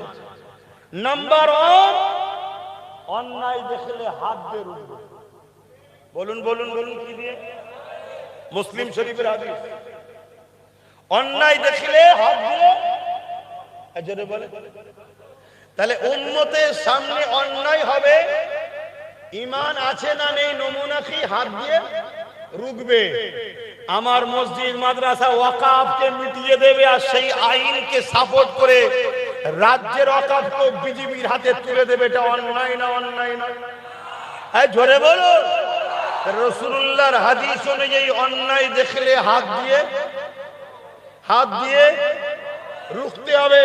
তাহলে অন্যায় দেখলে হাত দিয়ে যারা রুখবে, তাদের মধ্যে নবী বলছে ঈমান আছে। হয়তো গুনাহগার, গুনাহ করেছে, কিন্তু ঈমান আছে। কি নমুনা? অন্যায় দেখেছে, উম্মত হাত দিয়ে রুখছে। হাত দিয়ে রুখবেন না? রুখবেন না? রুকার ক্ষমতা আছে না নাই? কার কার ক্ষমতা আছে হাত দিয়ে রুখার? একটু হাত তুলে সাক্ষী দেন, লম্বা করে হাত তোলেন। হাত দিয়ে রুখতে পারবেন তো? অন্যায়কে রুখতে হবে তো নাকি? তবেই তো ঈমান। আপনি যদি বলেন রুখতে গিয়ে মার খেতে হবে, কেস খেতে হবে, জেল খাটতে হবে, আপনি আল্লাহকে ভালোবাসেন, আল্লাহর পরীক্ষায় তো আপনাকে জেলে যেতে হবে। ইব্রাহিম আলাইহিস সালাম আল্লাহর প্রেমে যদি আগুনে যেতে পারে, তা আপনি জেলে যাবেন না? শুনছেন তো নাকি? তাহলে হাত দিয়ে রুখবেন। হাতে রুখার ক্ষমতা আছে না না? আমাদেরকে আল্লাহ সুযোগ দিয়েছে, যারা ভোটার তালিকায় নাম নেই তারা তার হাত দিয়ে রুখতে পারবে না। যাদের নাম আছে হাত দিয়ে রুখার সুযোগ আছে না নাই? সেটা হলো সুইচটা টিপতে হবে দিদি মুদির বিরুদ্ধে। কারা কারা আমার সঙ্গে একমত? হাত তুলে সাক্ষী দেন। আমিও আপনাদের সঙ্গে একমত। দিদি মুদির বিরুদ্ধে সুইচ টিপবেন। জোরে বলো, জোরে বলো। তার মানে আমি হাত দিয়ে রুখে দিলাম, ওদেরকে ভোট দেবো না। আমরা ভোট দিই বলেই তো আসে, দেবো না। কেন দেবো না? অন্যায় দেখেছি হাত দিয়ে রুখলাম। এই শুনছেন না? শুনছেন? তাহলে সুযোগ আছে না নাই? কাজে লাগাবেন না লাগাবেন না? হ্যাঁ। এখন যদি কোনো আমার মুসলিম নামধারী ভাই বলে যে হুজুর জলসা করতে এসে রাজনীতির কথা বললে কেন, বলতে পারে না? আমি ওই মুনাফিক মুসলমানকে জিজ্ঞেস করব, তোর দাদা দিদি যখন রাজনীতির ব্যানারে ধর্ম বিরোধী করে তোর হুঁশ থাকে না? তোর দাদা দিদি যখন কলকাতার রেড রোডে গিয়ে নামাজ কেলিয়ে রাজনীতি করে হুঁশ থাকে না? তোর দাদা দিদি যখন ইফতার পার্টির নামে সারাদিন হরামের খেয়ে যখন এসে নাটক করে তখন হুঁশ থাকে না? তা তোরা রাজনীতির নামে যদি আমার ধর্ম মিটাতে চাস, আমরা ধর্মগুরুরা তোদের রাজনীতি মিটিয়ে দেবো। বলা কি ভুল হচ্ছে? তাহলে জবান খুলে বলুন ঠিক না বেঠিক? এরপরও জিজ্ঞেস করবো, তুই তো মুসলমান রে, তুই কোরআনের পক্ষে নয়, ওয়াকাফের পক্ষে নয়, তুই দাদা দিদির পক্ষে, তোর গায়ে লাগলো কেন? বলছে না, আপনি আমার দাদা দিদির বিরুদ্ধে বললেন কেন? ও তাই নাকি? তাহলে আমি তো, বুঝবেন ভালো, আমি তোর দাদা দিদির বিরুদ্ধে বলেছি, তোর গায়ে লেগেছে। আর তোর দাদা দিদি যখন আমার আল্লাহ দ্বীনের বিরুদ্ধে বলে, আমার গায়ে লাগবে না লাগবে না? ও, তোর দিলে আল্লাহ ও রসুলের থেকে দাদা দিদির প্রেম বেশি, তাই দাদা দিদিকে বিরুদ্ধে বলেছে আব্বাস সিদ্দিকী, গায়ে লেগেছে। আর আমার অন্তরে তোর দাদা দিদির থেকে প্রেম বেশি আল্লাহ ও রসুলের, তাই তোর দাদা দিদি আল্লাহ ও রসুলের দ্বীনের বিরুদ্ধে বলেছে বলে আমার গায়ে লেগেছে। তুই দাদা দিদি জাহান্নামে যা। আমার কথা ডাইরেক্ট হয়, আপনাদের অসুবিধা হচ্ছে? কত ঘুরিয়ে ফিরিয়ে বলার সময় আছে কোথা? হায়াত কম। আমি কি ঈসা আসি বলে আদম আলাইহিস সালামের মতো, নূহ আলাইহিস সালামের মতো 1000 বছর লাগবো নাকি ধরে তুলে চ? এখন লোক আর হোমিওপ্যাথি ওষুধ খেতে চাই না, দুদিন বাঁচবো তো আস্তে আস্তে কি রোগ সারাবি, যা অ্যালোপ্যাথি নিয়ে যায়, তাতে একটা কিডনি যায়, যাবে সব জায়গায় এখন তাড়াহুড়ো করছে। এখন অত ধৈর্য ধরে বলার সময় আছে নাকি? কিন্তু আব্বাস সিদ্দিকী লড়াইটা করছে দ্বীনের পক্ষে না বিরুদ্ধে? শোনো, রাজনীতি তো জুম্মায় জুম্মায় আইএসএফ 2021-এ খুলেছে, তার আগে লড়াই করেছে না করে?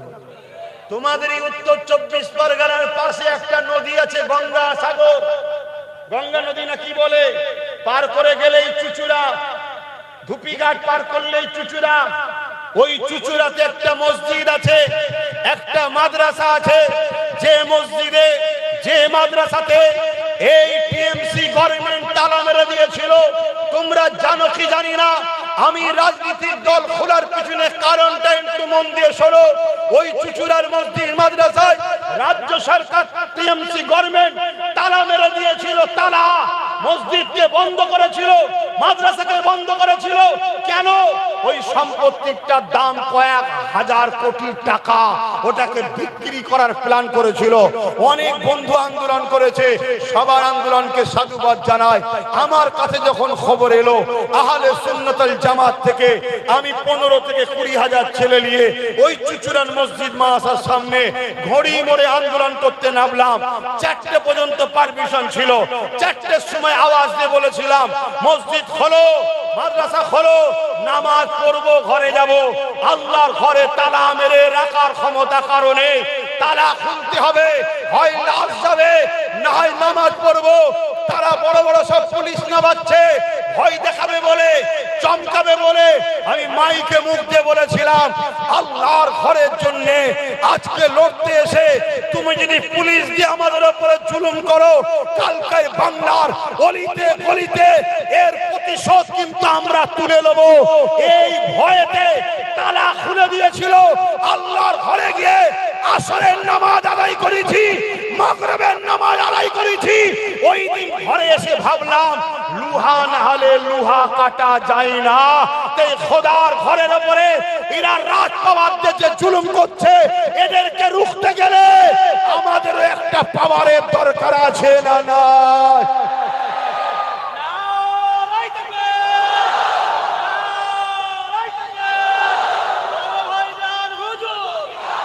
ভাইয়েরা আমার, সব তো বুঝলেন। দিনের শেষে দালাল মার্কা মুফতি, মাওলানা, ইমাম, দালাল মার্কা সবাই। ভালোকে ভালো বলবে, এসো তো বলবে সবই ঠিক আছে, ভোট কাটাকাটিতে বিজেপি চলে আসবে, ব্যাস ঘাবড়ে যাবেন তো। আচ্ছা বলুন, এই বাংলায় 2011-র আগে বিজেপি ছিল? আমি এই তাপিলে মাসে পড়তাম, এখানে লড়াই আমি নিজে দেখেছি, বাম আর কংগ্রেস লড়াই করত, বোম মারামারি মারপিট আমি দেখেছি নিজে। তার আগে বিজেপি নামক বাংলায় কোন দল ছিল? 11ই মমতা আসার পর বিজেপি এলো। সিস্টেমটা কেমন জানেন? যে জমিনে ঘাস থাকবে ওই জমিনে গরু আসবে, তাই তো নাকি আব্বা? যে জমিনে ঘাস থাকবে ওই জমিনে গরু আসবে। কেন গরু ঘাস খেতে আসে না? যেদিন থেকে বাংলায় ঘাস গজালো ওই দিন থেকে বাংলায় গরু আসা শুরু হলো। খেয়াল করে দেখেন, অতএব গরু তাড়াতে চান, ঘাস মারা স্প্রে করে দেন, ঘাস থাকবে না, গরু থাকবে। কথা মাথায় ঢুকছে না? দিনের শেষে সেই একটাই কথা তো বলবেন। তাহলে মসজিদ মাদ্রাসা খুলেছি যখন, তখন আমার কোন রাজনীতির দল ছিল? আরে ইমানের লড়াইয়ে লড়াই করি, কিন্তু আমার মাথায় ঢুকলো লুহা না হলে লুহা কাটা যায় না। একটা রাজনীতির দলের নেতা অন্যায় করলে আর একটা রাজ পাওয়ার না হলে দমন করানো অসুবিধে হয়, এই পুলিশকে চমকাচ্ছে। তখন আমি মনে মনে ঠিক করছি কি করে করা যায়, কি করে করা যায়। রাজনীতির দল তো আমার বাড়ির কেউ করেনি, চারটিখানি ব্যাপার নাকি, করতে হবে, কি করা যায়। আবার এই করেনে বলে অনেক ফতোয়া দিচ্ছে, বাপ দাদুরা কেউ করেনি। বাপ দাদুর সময় করার প্রয়োজন ছিল না, এখন প্রয়োজন হয়েছে। তখন ভ্যাকসিন তো কেউ দেয় না, এখন তো সব ভ্যাকসিন নিয়ে বসে আছে। আর যারা যারা ভ্যাকসিন দিয়েছে জন জন ছেলে হার্ট অ্যাটাক করে মরে যাচ্ছে। তাহলে মোদি আমাদেরকে বাঁচালো না, ভ্যাকসিন মেরে দিল? মাথায় ঢুকছে? তো ভাইয়েরা আমার, তখন চিন্তা করলাম কি করা যায়। এই চিন্তা করতে করতে 17ই ডিসেম্বর এলো। কত ডিসেম্বর? 17ই ডিসেম্বর এই সন্ধ্যের পরে আমি জলসায় যাচ্ছিলাম, এবিপি নিউজ আমাকে একটা বক্তব্য জিজ্ঞেস করলো, কি বাংলায় বিজেপি এসআইআর করে মুসলমানদের ঘরে এনআরসি করে তাড়াতে চাইছে। আমি বললাম মুসলমান তো কেউ নেই, অন্য দেশ থেকে আসেনি, অতএব মুসলমানদের ভয় নেই। এই আমরা কেউ এসেছি না অন্য রাজ্য থেকে, দেশ থেকে আমাদের ভয় নেই। ওটা ঢপ দিয়ে হিন্দু ভাইদেরকে বোকা বানাচ্ছে বিজেপি। তবে রাজ্য সরকারকে বলবো, মানুষ বড় আতঙ্কে আছে, মানুষকে যদি বাঁচাতে চান রাস্তায় রাস্তায় আন্দোলন না করে এনআরসির বিরুদ্ধে সুপ্রিম কোর্টে যেটা কেস করে দেন। বলা কি ভুল হয়েছে ভাই? একটু বুঝছেন তো আমার কথা নাকি? ও বাবা, ওই দিন রাত্রিরে দেখি 1টা-1:30টার সময় আমার বাড়িতে 2-2.5 হাজার পুলিশ, 2-2.5 হাজার পুলিশ ভাঙ চুর লাথি মারা দরজায় কি না করছে। আচ্ছা বলে শোনা যাবে নাকি? শোনা যাবে তো? আজান দিলি বন্ধ করতে ভাই, এটা শোনাই না। 2-2.5 হাজার পুলিশ। আমি তখন ভাবলাম না, আমার তালাটা খোলার অনেক চেষ্টা করেছিল। সকালে উঠে তালায় হাত দিয়ে দেখি তালাটা শুধু আটকানো আছে, খুলে গেল পট করে।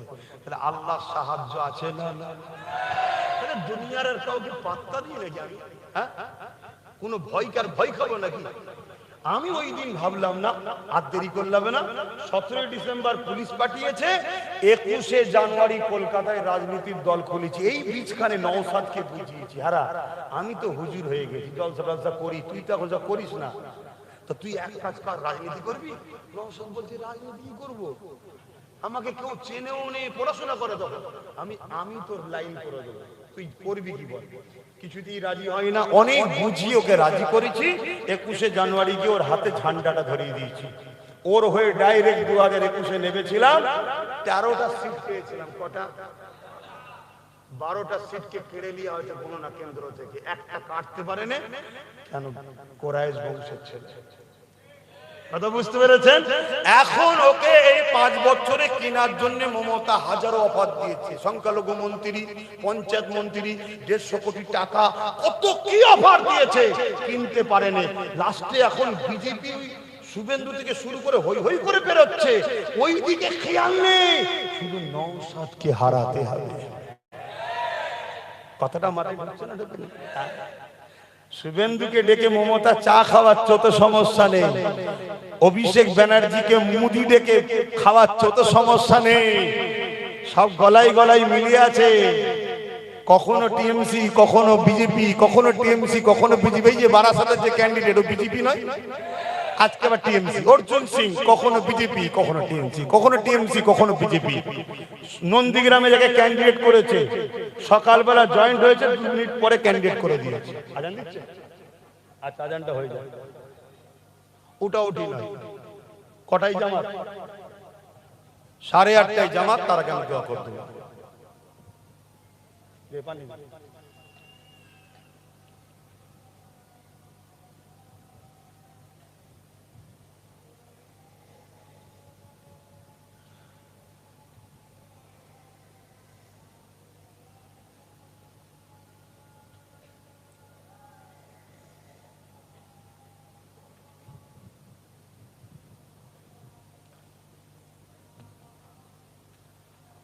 সাল্লাল্লাহু আলাইহি ওয়াসাল্লাম।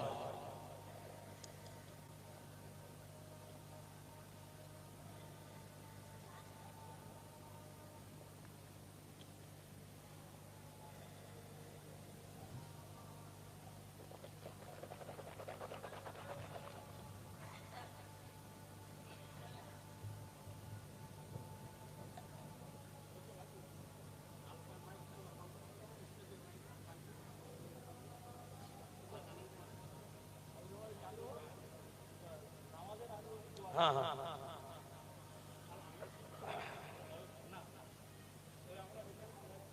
না তা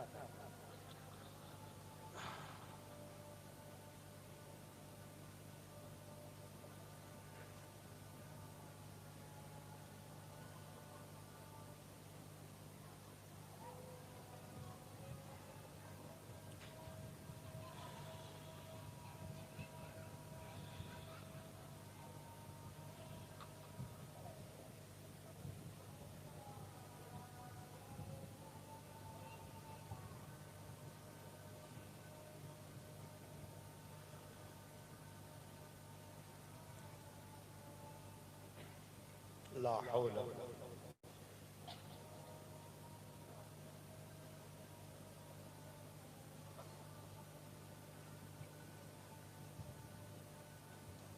আল্লাহু আকবার, আল্লাহু আকবার।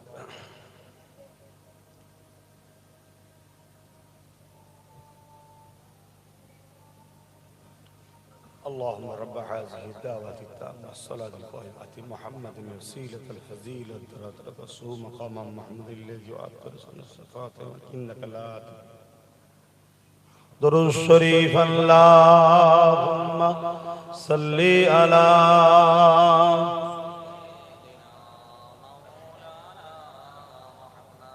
وعلى آله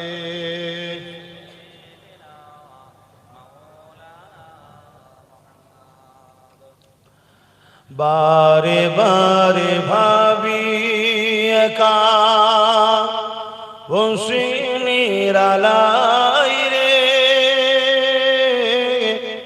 পাখি হলে উড়ে যেতাম সোনার মদিনায় রে, সোনার মদিনায় রে। বুলবুলিরা কোথা যাও, উড়ে যাও কোথায় রে, আমার সালাম পৌঁছে দিও নবীজি রোজায় রে, নবীজি রোজায় রে। বারে বারে ভাবি একা বসে নিরালায় রে, পাখি হলে উড়ে যেতাম সোনার মদিনায় রে, সোনার মদিনায় রে। আল্লাহুম্মা সাল্লি আলা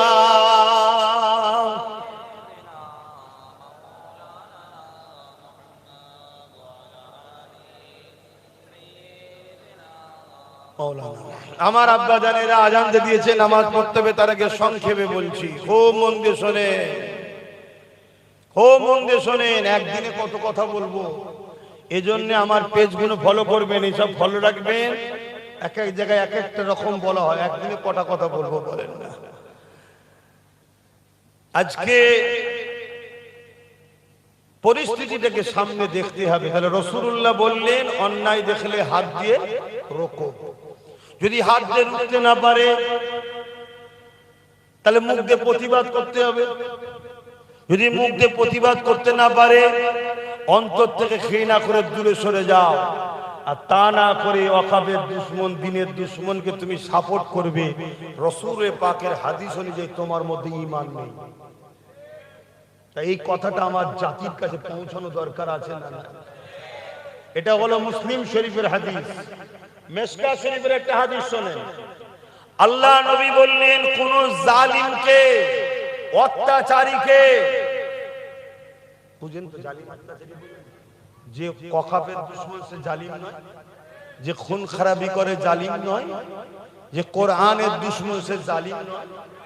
আল্লাহ নবী বললেন কোন জালিমকে, অত্যাচারীকে, অত্যাচারী জানার পর কোন মুসলমান যদি শক্তিশালী করার জন্য তার সাথ দেয়, ওই মুসলমান ইসলাম থেকে বেরিয়ে যাবে। কত ভয়ানক কথা শুনছেন? আরে আজ বেঁচে আছো, কাল মরে যাবে, কি জবাব দেবে কবরে?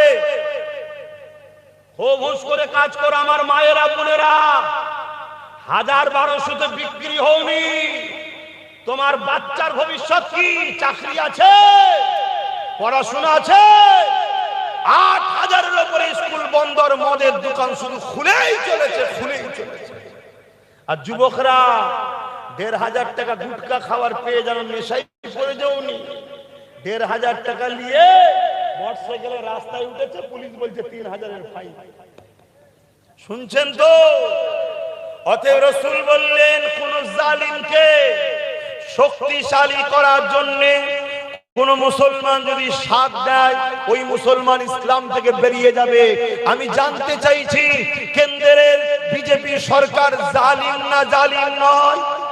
আওয়াজ দিয়ে বলুন জালিম না জালিম নয়?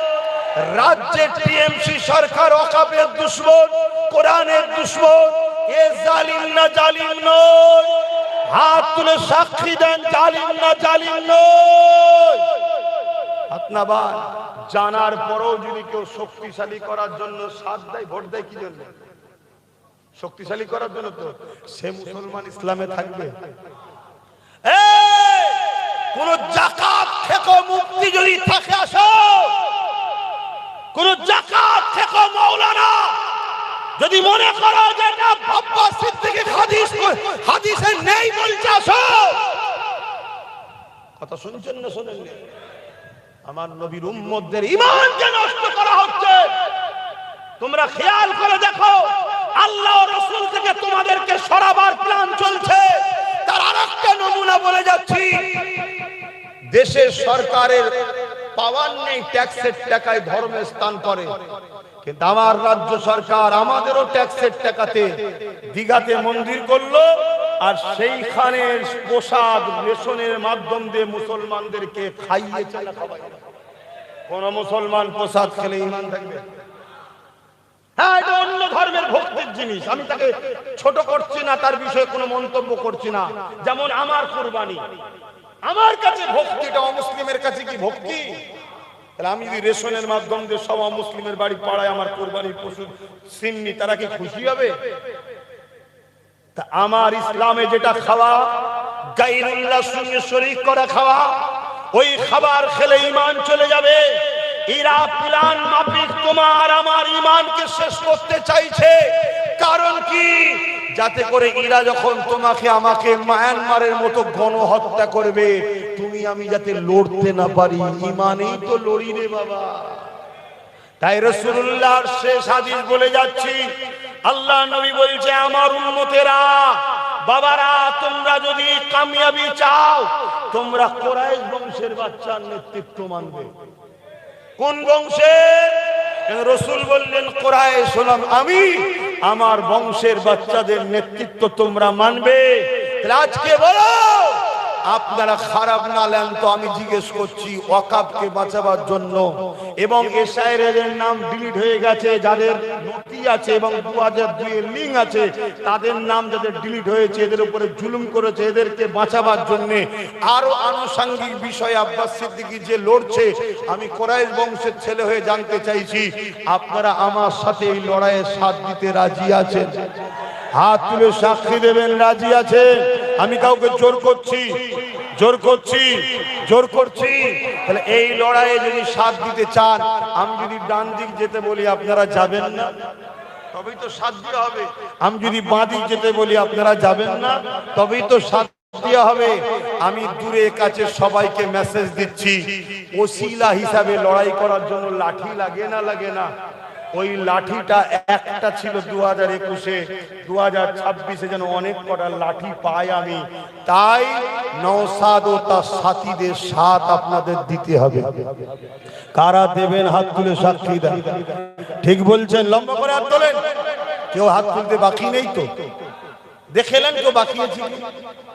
যদি বাকি থাকেন ঝগড়া করব না, হাত নামান, শুধু জেনে লবই আমাদের নয়, তাহলে বিপদে তার সাথেও আমরা নয়। কথা মাথায় ঢুকলো? মনে রাখবেন। আমার কথা কি কষ্ট পেলেন? আরে আমার ওয়াকাফের জন্য যে লড়েছে তার আমি সাথ দেবো না? যে আমার মসজিদ মাদ্রাসার জন্য কেস চালাচ্ছে আমি তার সাথ দেবো না? হ্যাঁ, রুজি রুটির তো প্রয়োজন আছে, কিন্তু মনে রাখবেন যে রুজি রুটি সহ লড়াই করছে তার তো সাথ দিতেই হবে। যে জায়গায় আমার ভাই আছে আমি তার সাথে আছি, আপনারা যদি আমার সাথে থাকেন আমার ভাইয়ের সাথ দিতে হবে।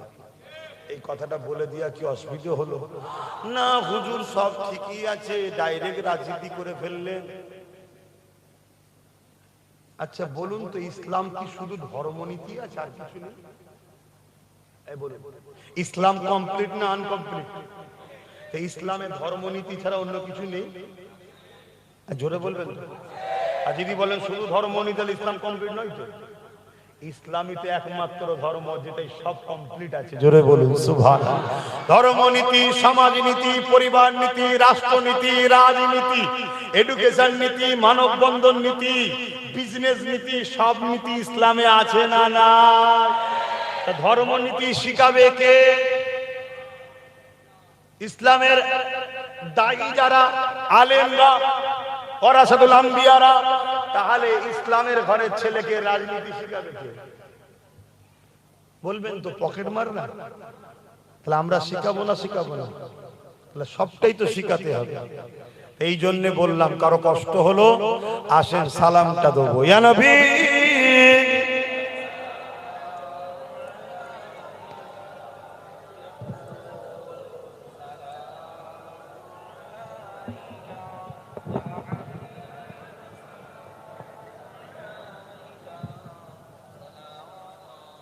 এই তোমরা ভেঙে এসছো কেন? একই কথা, যে যার জায়গায় ছিল সে জায়গায় থাকে। একটা কথা বলতে ভুলে গেলাম, মনে পড়েছে, একটু বলবো। আগে সালামটা দিয়ে দিই। সেটা হলো এটাই, সমাজে একটা কথা খুব চলছে প্রচার, কি নওশাদ সিদ্দিকী অমিত শাহ পুলিশ লেখছে, শুনছেন তো নাকি? আমি ভাবতাম দিদির বয়সটা ছেড়েছে, মাথা ফাতা হয়তো টাল হয়ে গেছে, ভুলভাল বকছে জন্য ভেবেছিলাম হয়তো অভিষেক হয়তো জন ছেলে একটু ভালোভাবে বুঝবে ব্যাপারটা, হয়তো কন্ট্রোল করে চলবে। কিন্তু হঠাৎ করে দেখছি তার কাটার সাথে থেকে এরও তার কেটে যাচ্ছে। কথা বুঝে আসছে? সেই তোমাদের কথা কানে যাচ্ছে না? ওইখানেই বসাবো, যখন ওই ধুলোতেই বসে কোনো দোয়া চাইবে। শুনছো? ভালোবাসো তো নাকি? হ্যাঁ, আমার প্রয়োজন ছিল না এইদিকে এসে চিল্লাবার, আর আমার প্রাণ প্রিয় ভাইটা 42 দিন জেল খাটারও প্রয়োজন ছিল না। আমার মতো বসে গদিতে বসে থাকতে পারতো, জলসা করতে পারতো। ভাবো জাতি, ভাবো আজ মুর্শিদাবাদ সহ সর্ব জায়গাতে নওশাদ লড়ছিল, এই হিংসাটা সহ্য হলো না। এই দিদি তারই এক লোককে তার দল থেকে বার করে দিয়ে, দিদি মুদি এক না আলাদা?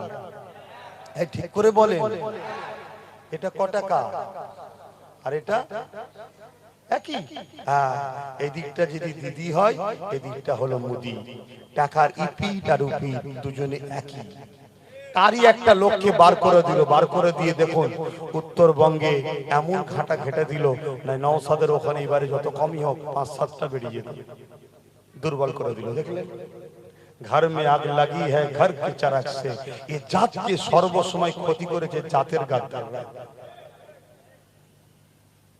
তো যাই হোক, এই কথাটা একটুখানি শুধু আপনাদেরকে শোনাবো, কেন এটা একটা চক্রান্ত চলছে। মানে ওদের চক্রান্ত যেমন হোক করে শুধু বুঝাও বিজেপির সাথে আছে, তাহলে এক কথাই মুসলমান তাকে ঘৃণা করবে, তাই তো নাকি? আচ্ছা বলুন, নবী বংশের আওলাদ, কোরাইশ বংশের ছেলে, আমি তো লড়াই 10-15 বছর করছি, ঠিক তো নাকি? আমি বিজেপির সাথে যাব, আর মমতা আল্লাহর ওলি নাকি বিজেপির বিরুদ্ধে? পশ্চিম বাংলা যদি সব থেকে বড় বিজেপির এজেন্ট কে থাকে, আমি চ্যালেঞ্জ করছি, তার নাম মমতা ব্যানার্জি। ওর যদি দম থাকে আমার বিরুদ্ধে কেস করুক, শুনছেন? আমার বিরুদ্ধে কেস করুক যে আমার বিরুদ্ধে মিথ্যা কথা বলছে। এবং সবচেয়ে বড় বিষয় হচ্ছে, বিজেপিকেও যে চালায় তার নাম হচ্ছে আরএসএস। কি? আর পশ্চিম বাংলায় আরএসএস ছিল না, এই আরএসএস কে পশ্চিম বাংলায় শক্তিশালী করেছে এই মমতা ব্যানার্জি। অলরেডি বললো না, আরএসএস এর পুরাতন গুণকে শ্রদ্ধা করি, মানে যারা গান্ধী বাবুর মতো লোককে হত্যা করেছে ওরাই বলছে। আবার এক মুফতি সাহেব বললো না, গান্ধীকে হত্যা করেছে, শুনছেন তো নাকি? সেই গান্ধীকে হত্যাকারীকে সাপোর্ট করছে, পুরাতন গুণকে শ্রদ্ধা করি বলছে না, বলে না?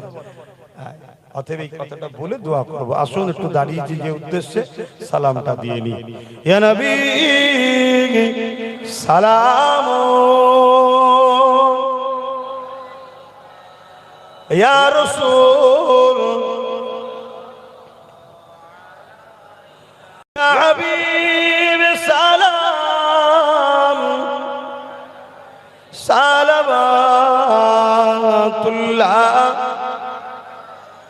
জিবরাইল দিলে যে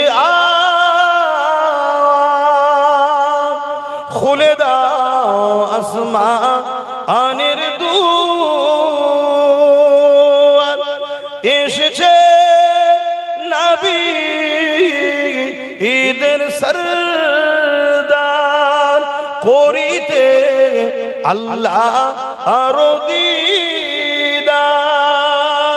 নবী সালাম, ইয়া রাসূল,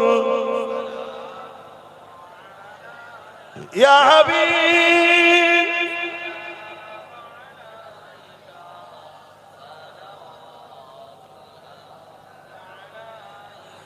পড়িল আল্লাহ আরো বাণী, পোহালো দুঃখে এর রজনী, হইল জগৎ অনুরানী, আমিনার নয়নের মনি। ইয়া নবী সালাম, ইয়া রাসূল সালাম, ইয়া হাবিব সালাম, সালাওয়াতুল্লাহ। আমার বাপজানেরা কষ্ট পেচ্ছেন না তো? শোনেন, যখন যে সাবজেক্টের পরীক্ষা হয় সেই সাবজেক্টটা একটুখানি রিভাইজ ভালো করে দিতে হয়। এখন রাষ্ট্রনীতি রাজনীতির সাবজেক্ট চলছে, কথা বুঝছেন তো নাকি? রোজার মাস এলে রোজার সাবজেক্ট চলবে, ঠিক না? তারপরে কিছুদিন পরে হজ আসছে, হজের সাবজেক্ট চলবে। এখন তো আবার দিদিমণি বলছে হজে যেতে হবে না, আমাকে ভোটটা আগে দাও। কেন তোমরাই এক সময় বলতে ভোট দিতে যাবি না, ঠ্যাং ভেঙে ফেলবো বলতো না? ঘর থেকে বেরোবি না বলতো না? কত বড় স্বার্থপর! আর আজকে বলছে হজে যেও না, ভোট লাগবে। এত বড় ইসলাম বিদ্বেষী নেই মমতা বলার মতো, বিশাল বড়। কিন্তু দুঃখের বিষয় আমার মুনাফিক কিছু মুসলমান আছে এর দলদাস হয়ে এখনো চিল্লাচ্ছে। তাহলে হজ হলো ফরজ, একটা বিধানসভায় হয়তো 15-20 জন যাবে, 15-20টা যদি ভোট কম হয় তো কি হয়েছে? না, ওর ভোটটাকে নয় হজ থেকে রুকার একটা বাহানা। দেখো আমি হজ যেতেও বারণ করার ক্ষমতা রাখি, আরএসএস কে শোনাচ্ছে আমাকে রাখো। শুনছেন তো? খুব ঠান্ডা মাথায় বুঝুন, দাঁড়িয়ে দাঁড়িয়ে কথা হবে, মুরব্বীরা বসে যান। কথা হলো এটাই, নওশাদের পুলিশের ব্যাপারটা একটু মন দিয়ে শোনেন। নওশাদ জিতার পরে ভাঙরে ওর উপর অনেক জুলুম হয়েছে, খবর রাখেন তো নাকি? ও তখন রাজ্য সরকারকে কয়েকবার চিঠি দিয়েছে যে আপনি তো রাজ্যের সিএম, মানুষ আপনাকে দিয়েছে, আমি বিরোধী দল হতে পারি, অধিকার আছে না? না, তাহলে আপনি আমাকে প্রশাসনিক প্রোটেকশন দেন, সিকিউরিটি দেন। রাজ্য সরকার দেয় না। তখন ও কি করেছে, স্পিকার যে থাকে বিধানসভার মধ্যে তাকে চিঠি করেছে, সেখান থেকেও পায়নি। তখন ও হাইকোর্টে মামলা করেছে। হাইকোর্টে যখন মামলা করে, হাইকোর্টের চাপে ওকে ফোর্স দিতে বাধ্য হয়েছে। কথা বুঝেছে? তো এই জায়গাটাকে এখন বলছে কি, অমিত শাহর পুলিশ আর বাংলা হলো দিদির পুলিশ। আমরা তো জানি পুলিশ দেশের হয়, আমাদের ট্যাক্সের টাকাতে এদের মাইনে চলে, এত নাকি? বিগত দিন কংগ্রেস ছিল সেন্টারে, পুলিশগুলি তখন ছিল না? ছিল না। এখন মোদি জিতেছে, অমিত শাহ জিতেছে, সেই পুলিশ তাদের পাহারা দিচ্ছে। তার আগে কংগ্রেসদের পাহারা দিয়েছে না? দেয়নি। এই মমতা যখন দিল্লিতে যায়, অমিত শাহর পুলিশ পাহারা দেয়। শুনছেন না শোনেন? এই অভিষেক যখন দিল্লি যায়, অমিত শাহর পুলিশ পাহারা দেয়। কিন্তু সাধারণ মুসলমানকে কেমন এরা বোকা বানাচ্ছে দেখেছেন? এরা শুধু আমাদেরকে বোকা বানিয়ে ৭৯ বছর ধরে লুট করেছে। এজন্য আব্বাসের উপরে রাগ। খুব মন দিয়ে শোনেন আর একটা কথা, কারো যদি নাম ডিলিট হয়ে যায়, ভাইটা দুঃখের কথা না খুশির কথা? তার পাশে দাঁড়ানো দরকার আছে না নাই? আমাদের রাজ্যের 15 বছরের মুখ্যমন্ত্রী মমতা ব্যানার্জি কি বলছে জানেন? আমার ভবানীপুরে 40,000 লোকের নাম বাদ গেছে, আমার বয়ে গেছে। শুনছেন? তার মানে 40,000 লোকের নাম বাদ গেছে, কি হয়েছে? আমার তো নাম আছে, তোরা মরগে যা। চিনতে পারছেন? চিনতে পারছেন না? পারেননি?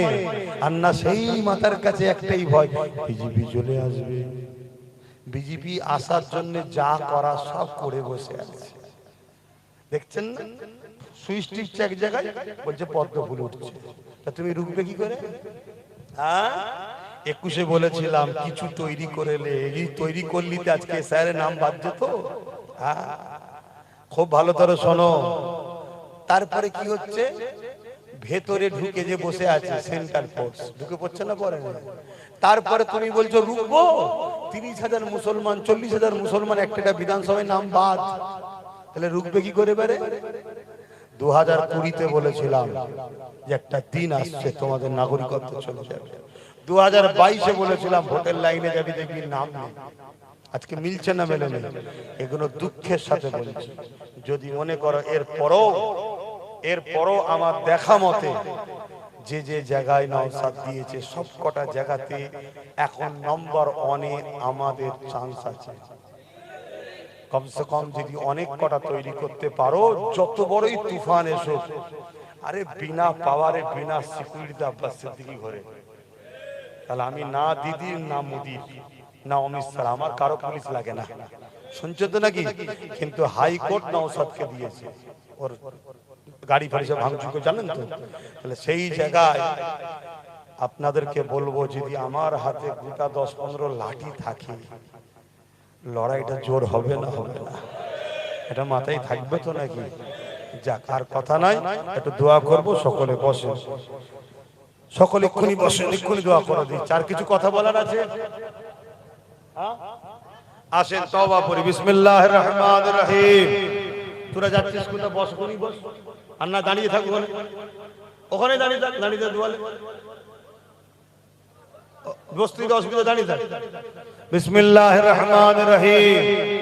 আল্লাহ তাআলা, এই আমি নিজের মতো মনে করি, আমি মনে করি কোনো সময় মায়ের পেটের ভাই, এই জন্য বকি, অনেক সময় মারি, অনেক তুই তুকারি করি, খারাপ লাগে নাকি?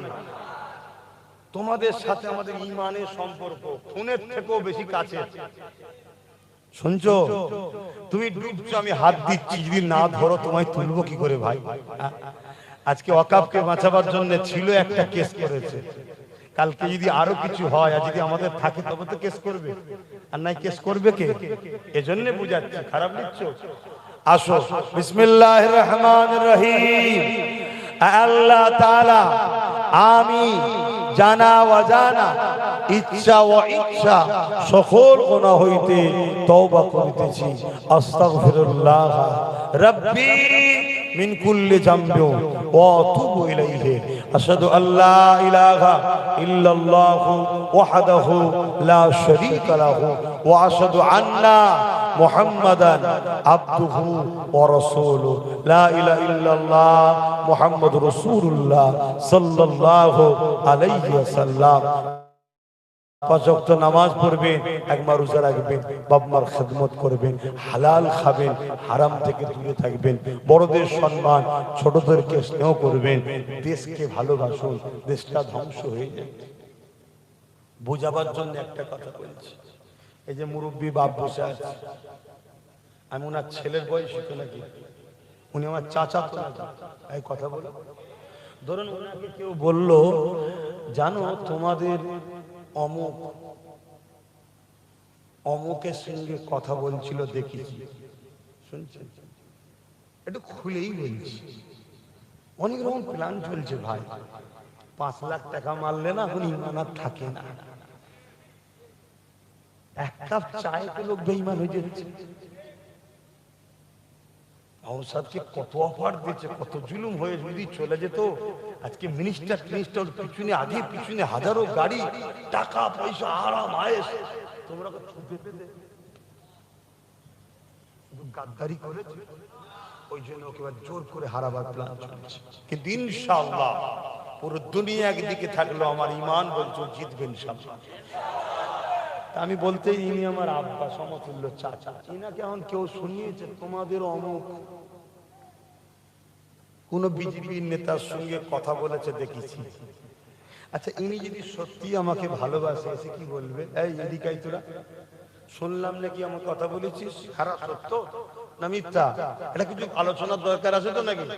তা না করে উনি মিডিয়াতে বলছে, জানো, তাহলে জানতে হবে উনি আগাগোড়ায় আমাদের উপর দুশ্মনী আছে না? দুশ্মন যখন কোনো কথা বলে, সে কথাকে কি বিশ্বাস করা যায়? আল্লাহর নবী বলেছে, শোনা কথা মিথ্যা হয়। কিন্তু ব্যাপারটা কি জানেন, কি বলি বলেন না, আমাদের কাদা ছোড়াছুড়িতে সিলসিলার না ক্ষতি হয়ে যায়। এজন্য আমি পরিবারের ব্যাপারে অনেক দিন ধরে চুপ করে আছি না, ব্যক্তিগত আক্রমণ করি না। আমাকে কত কি বলেছে, কত গাল দিয়েছে, মরে যাওয়া দরকার, অত কি বলেছেন, আমি কারো প্রতিবাদ করেছি? কিন্তু আমার দিনের দুশ্মন যে হবে, তার সাথে যে সাথ দেবে, সেটা আমার বাপও হয়, আমার বাপের সাথে নেই। আমার আম্মা জান যদি আমি আমার আম্মার সাথে নেই, আমি রাসূলুল্লাহর সাথে। এই আকীদা ইসলামের, শুনছেন তো নাকি? এই আকীদা ইসলামেরই। এজন্য বাপ বলবো, অনেক রকম প্ল্যান চলছে, অনেক রকম প্ল্যান। তোমাদেরকে যখন শেষ করবে, তোমাদের হে বলার কেউ না থাকে। আজ মসজিদটা এখনো রয়েছে বাংলায়, শুধু কেস চলছে তাই। যদি কেউ কেস না করতো, একদিন মানে বাংলায় অনেক মসজিদ ভেঙে ফেলত। অতএব কালকে আল্লাহর ঘরের স্বার্থে একটু মাথায় রাখো, রুজি রুটি আল্লাহ দেবে, কথা মাথায় ঢুকছে? আর আমি তো বেশি চাইনি, আমি চেয়েছি 15-20টা, বেশি দিয়েছি নাকি? যদি আমার যদি কাউকে সুবিধা করার দরকার থাকতো, আমি তো 200 জায়গায় দিয়ে বসে থাকতাম, ঠিক না? আমি দিয়েছি না, আমি 30টা দিই, তা থেকে 15-20টা হয়ে গেলেই যথেষ্ট। কিন্তু মনে রাখবে, একদিনে 1 পা প্রথম বাচ্চা আগায়, তারপরে 2 পা আগায়, তারপরে একদিন ছুটতে থাকে। যে আজকে বসেছিল, সেও একদিন একটাই পেয়েছিল, তা 1998 বিজেপির তৈরি করা দল হলো মমতা। জানো কি জানি না? বিজেপির লোকেরাই বলছে লেবাননে যদি আদমানি না থাকতো এই শিশুটা টিএমসির জন্ম হতো না। লেবাননে প্রোটেকশন দিয়েছে, জন্ম হয়ে গেছে। কথা বুঝছেন তো নাকি? কার? টিএমসি। কে বলছে? বিজেপির নেতা বলছে। মুকুল রায় বলছে যাহা বিজেপি সাহা টিএমসি। আর টিএমসির লোকেরা বলছে হয় বিজেপি কে ভোট দাও না টিএমসি কে দাও। শুভেন্দু অধিকারী বলছে হয় বিজেপি কে দাও না টিএমসি কে দাও। বলছে না? বলেন। এটা প্রকাশ্য দেখা যাচ্ছে, তোমার আমার তাও বুঝতে পারছো না। আর আব্বাসকে সন্দেহ করতে গিয়ে এরপরও কোনো মুসলমান মনে হয় জানতে হবে এই মুসলমান মুনাফিক গাদ্দার। দেখলে না এক পীরের আওলাদ যে বলছে আগুনে ঝাঁপ দেব, আর একজন মুফতি সাহেব যে দেখছেন না, এরা আবার বলছে মুসলমানের উপকার করবে। আগুনে ঝাঁপ দিয়াটা কি হালাল না হারাম? হ্যাঁ, আত্মহত্যা করা কি? তাও কার কথায়? আল্লাহর কথাই না, নবীর কথাই না, ইসলামের দুশমন একটা জাহান্নামীর কথা। এই জাহান্নামী কদিন কি ফতোয়া শুরু হলো, জাহান্নামের কুকুর বলবে কেন? হ্যাঁ, আরে কোরআন বলছে উলাইকা কাল আনআম, মানুষের মধ্যে কিছু মানুষ আছে যারা হাত দিয়ে জুলুম করে, পা দিয়ে অত্যাচার করে, জবান দিয়ে ইসলাম বিরোধী কর্মকাণ্ডের কথা বলে, তারা হলো মানব সুরাতে উলাইকা কাল আনআম, চতুষ্পদ জন্তুর থেকেও নিকৃষ্ট।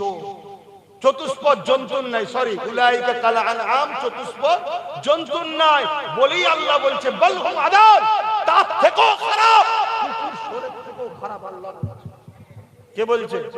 আল্লাহ বলছে কোরআনে। তা যে লোকটা 3000-এর উপর লোকের ঘর ভাঙলো সে জালিম নয়? তুমি বলবে আমায় ভোট দিইনি তাই ঘর ভেঙেছে। কোন শরীয়ত আছে ভোট না দিলে ঘর ভেঙে দিতে? আর ভোটটা ধরেন কে দেয়নি বা আমি দেইনি, এর বাচ্চা কি দোষ করেছে? আমার বাচ্চা কি দোষ করেছে? ঘর যখন ভেঙে দিলি বাচ্চা কোনো কোথায় যাবে? কথা মাথায় ঢুকছে না? ঢুকে নেই। হ্যাঁ, কত সব বেরিয়ে পড়েছিল বিরুদ্ধে, কিন্তু সেই সব দালালগুলোর মধ্যে মসজিদের হয়ে কথা বলা গেলে। এই রিসেন্ট আগে আমার রাজ্যের প্রাক্তন মুখ্যমন্ত্রী মমতা ব্যানার্জি কি বলল? মসজিদে মসজিদে জুম্মার দিনে সাম্প্রদায়িক কথা যেন না হয়। এই মমতা, তুই হলি সব থেকে বড় সাম্প্রদায়িক, আমরা সাম্প্রদায়িক নয়। আমার ইমাম সাম্প্রদায়িক নয়, আমার আলেমরা সাম্প্রদায়িক নয়। কেন? কোরআন সাম্প্রদায়িকতাকে ভাঙতে এসেছে। মানব বন্ধনের নাম হলো ইসলাম। জোরে বলুন সুবহানাল্লাহ। তুই সাম্প্রদায়িক, তাই তো তুই নিউ টাউনে মসজিদ করতে দিলি না, আর আমাদের টাকায় জোর করে মন্দির তৈরি করছিস। সাম্প্রদায়িক নয়। কই আলেম ওলামা পীর পীরজাদা যারা আমার বিরোধী করে, এর বিরুদ্ধে কেউ কথা বলেছে? খেয়ে বসে আছে, খেয়ে বসে আছে, বুঝেছে হারামের কথা, বুঝে আসছে। আল্লাহ দোহাই দিয়ে বলছি বোঝো, কারো হাতে কিছু আছে, তুমি হাত খালি করে লড়াই করতে পারবে না। কিছু রাখো হাতে। বারবার বলে যাচ্ছি, প্রথমে এক হয়, তারপরে দুপা হয়, একদিন সব হবে। চেয়ারের পায়া একদিন হয়ে গেলেই তুমি শাহী শাহ হয়ে যাবে। বোঝা যদি হয় বোঝো, না হয় আমার ডিউটি এই পর্যন্ত ছিল। আমার ডিউটি এই পর্যন্ত ছিল। আমার আম্মারা বুঝছো তো নাকি? তোমরা একটু বুঝিও। ছেলেরা পা ধরে ফেলো মায়ের, মারে 1200 টাকা নিয়ে কি করবি? আমার চাকরি পড়াশোনা শেষ। অপরের ছেলে যাবে আইএস অফিসার, কে ডিএম, কে বিডিও, কে জজ, কে উকিল, কে বড় বড় কোম্পানিতে চাকরি করবে। আর মা তোর ছেলে না করলে মাঠে ফেলবে, টায়ারের পাংচার সারাবে। কথা খারাপ লাগছে? পা ধরে ফেলো, ধরে বুঝিও মাগুলোকে একটু। আর মনে রেখে দিও, খোদার মা দুনিয়ার বার, খোদার মা দুনিয়ার বার। মহিলাদের নাম আবার বেশি বেশি হয়েছে কেন? অনেক আগে থেকে দুয়ারে সরকারে ভোটার কার্ড আধার কার্ড পেয়েছে না পাইনি, বসে বসে মিলিয়েছে। একদিনে কি এত মিলানো যায়? এই মেয়েটার নাম দেখ, খাতুন ভোটার কার্ডে আর আধার কার্ডে বেগম রে, এটাকে জড়ানো যাবে বুঝলি? তার মানে বিয়ের আগে খাতুন ছিল, বিয়ের পরে বেগম হয়ে গেছে, এটাকে জড়ানো যাবে বুঝলি? এইভাবে প্ল্যান তৈরি করে করে করে করে ফাঁসানো হয়েছে। তুমি আমি ভাবছি আরে আমাদেরকে বাঁচাবে, হ্যাঁ, যে আমার মসজিদ মাদ্রাসা নাই সে আমাদের। আসো আল্লাহুম্মা আমিন। আল্লাহ দু খতম কালামুল্লাহ শরীফ তেলাওয়াত আছে আল্লাহ আল্লাহ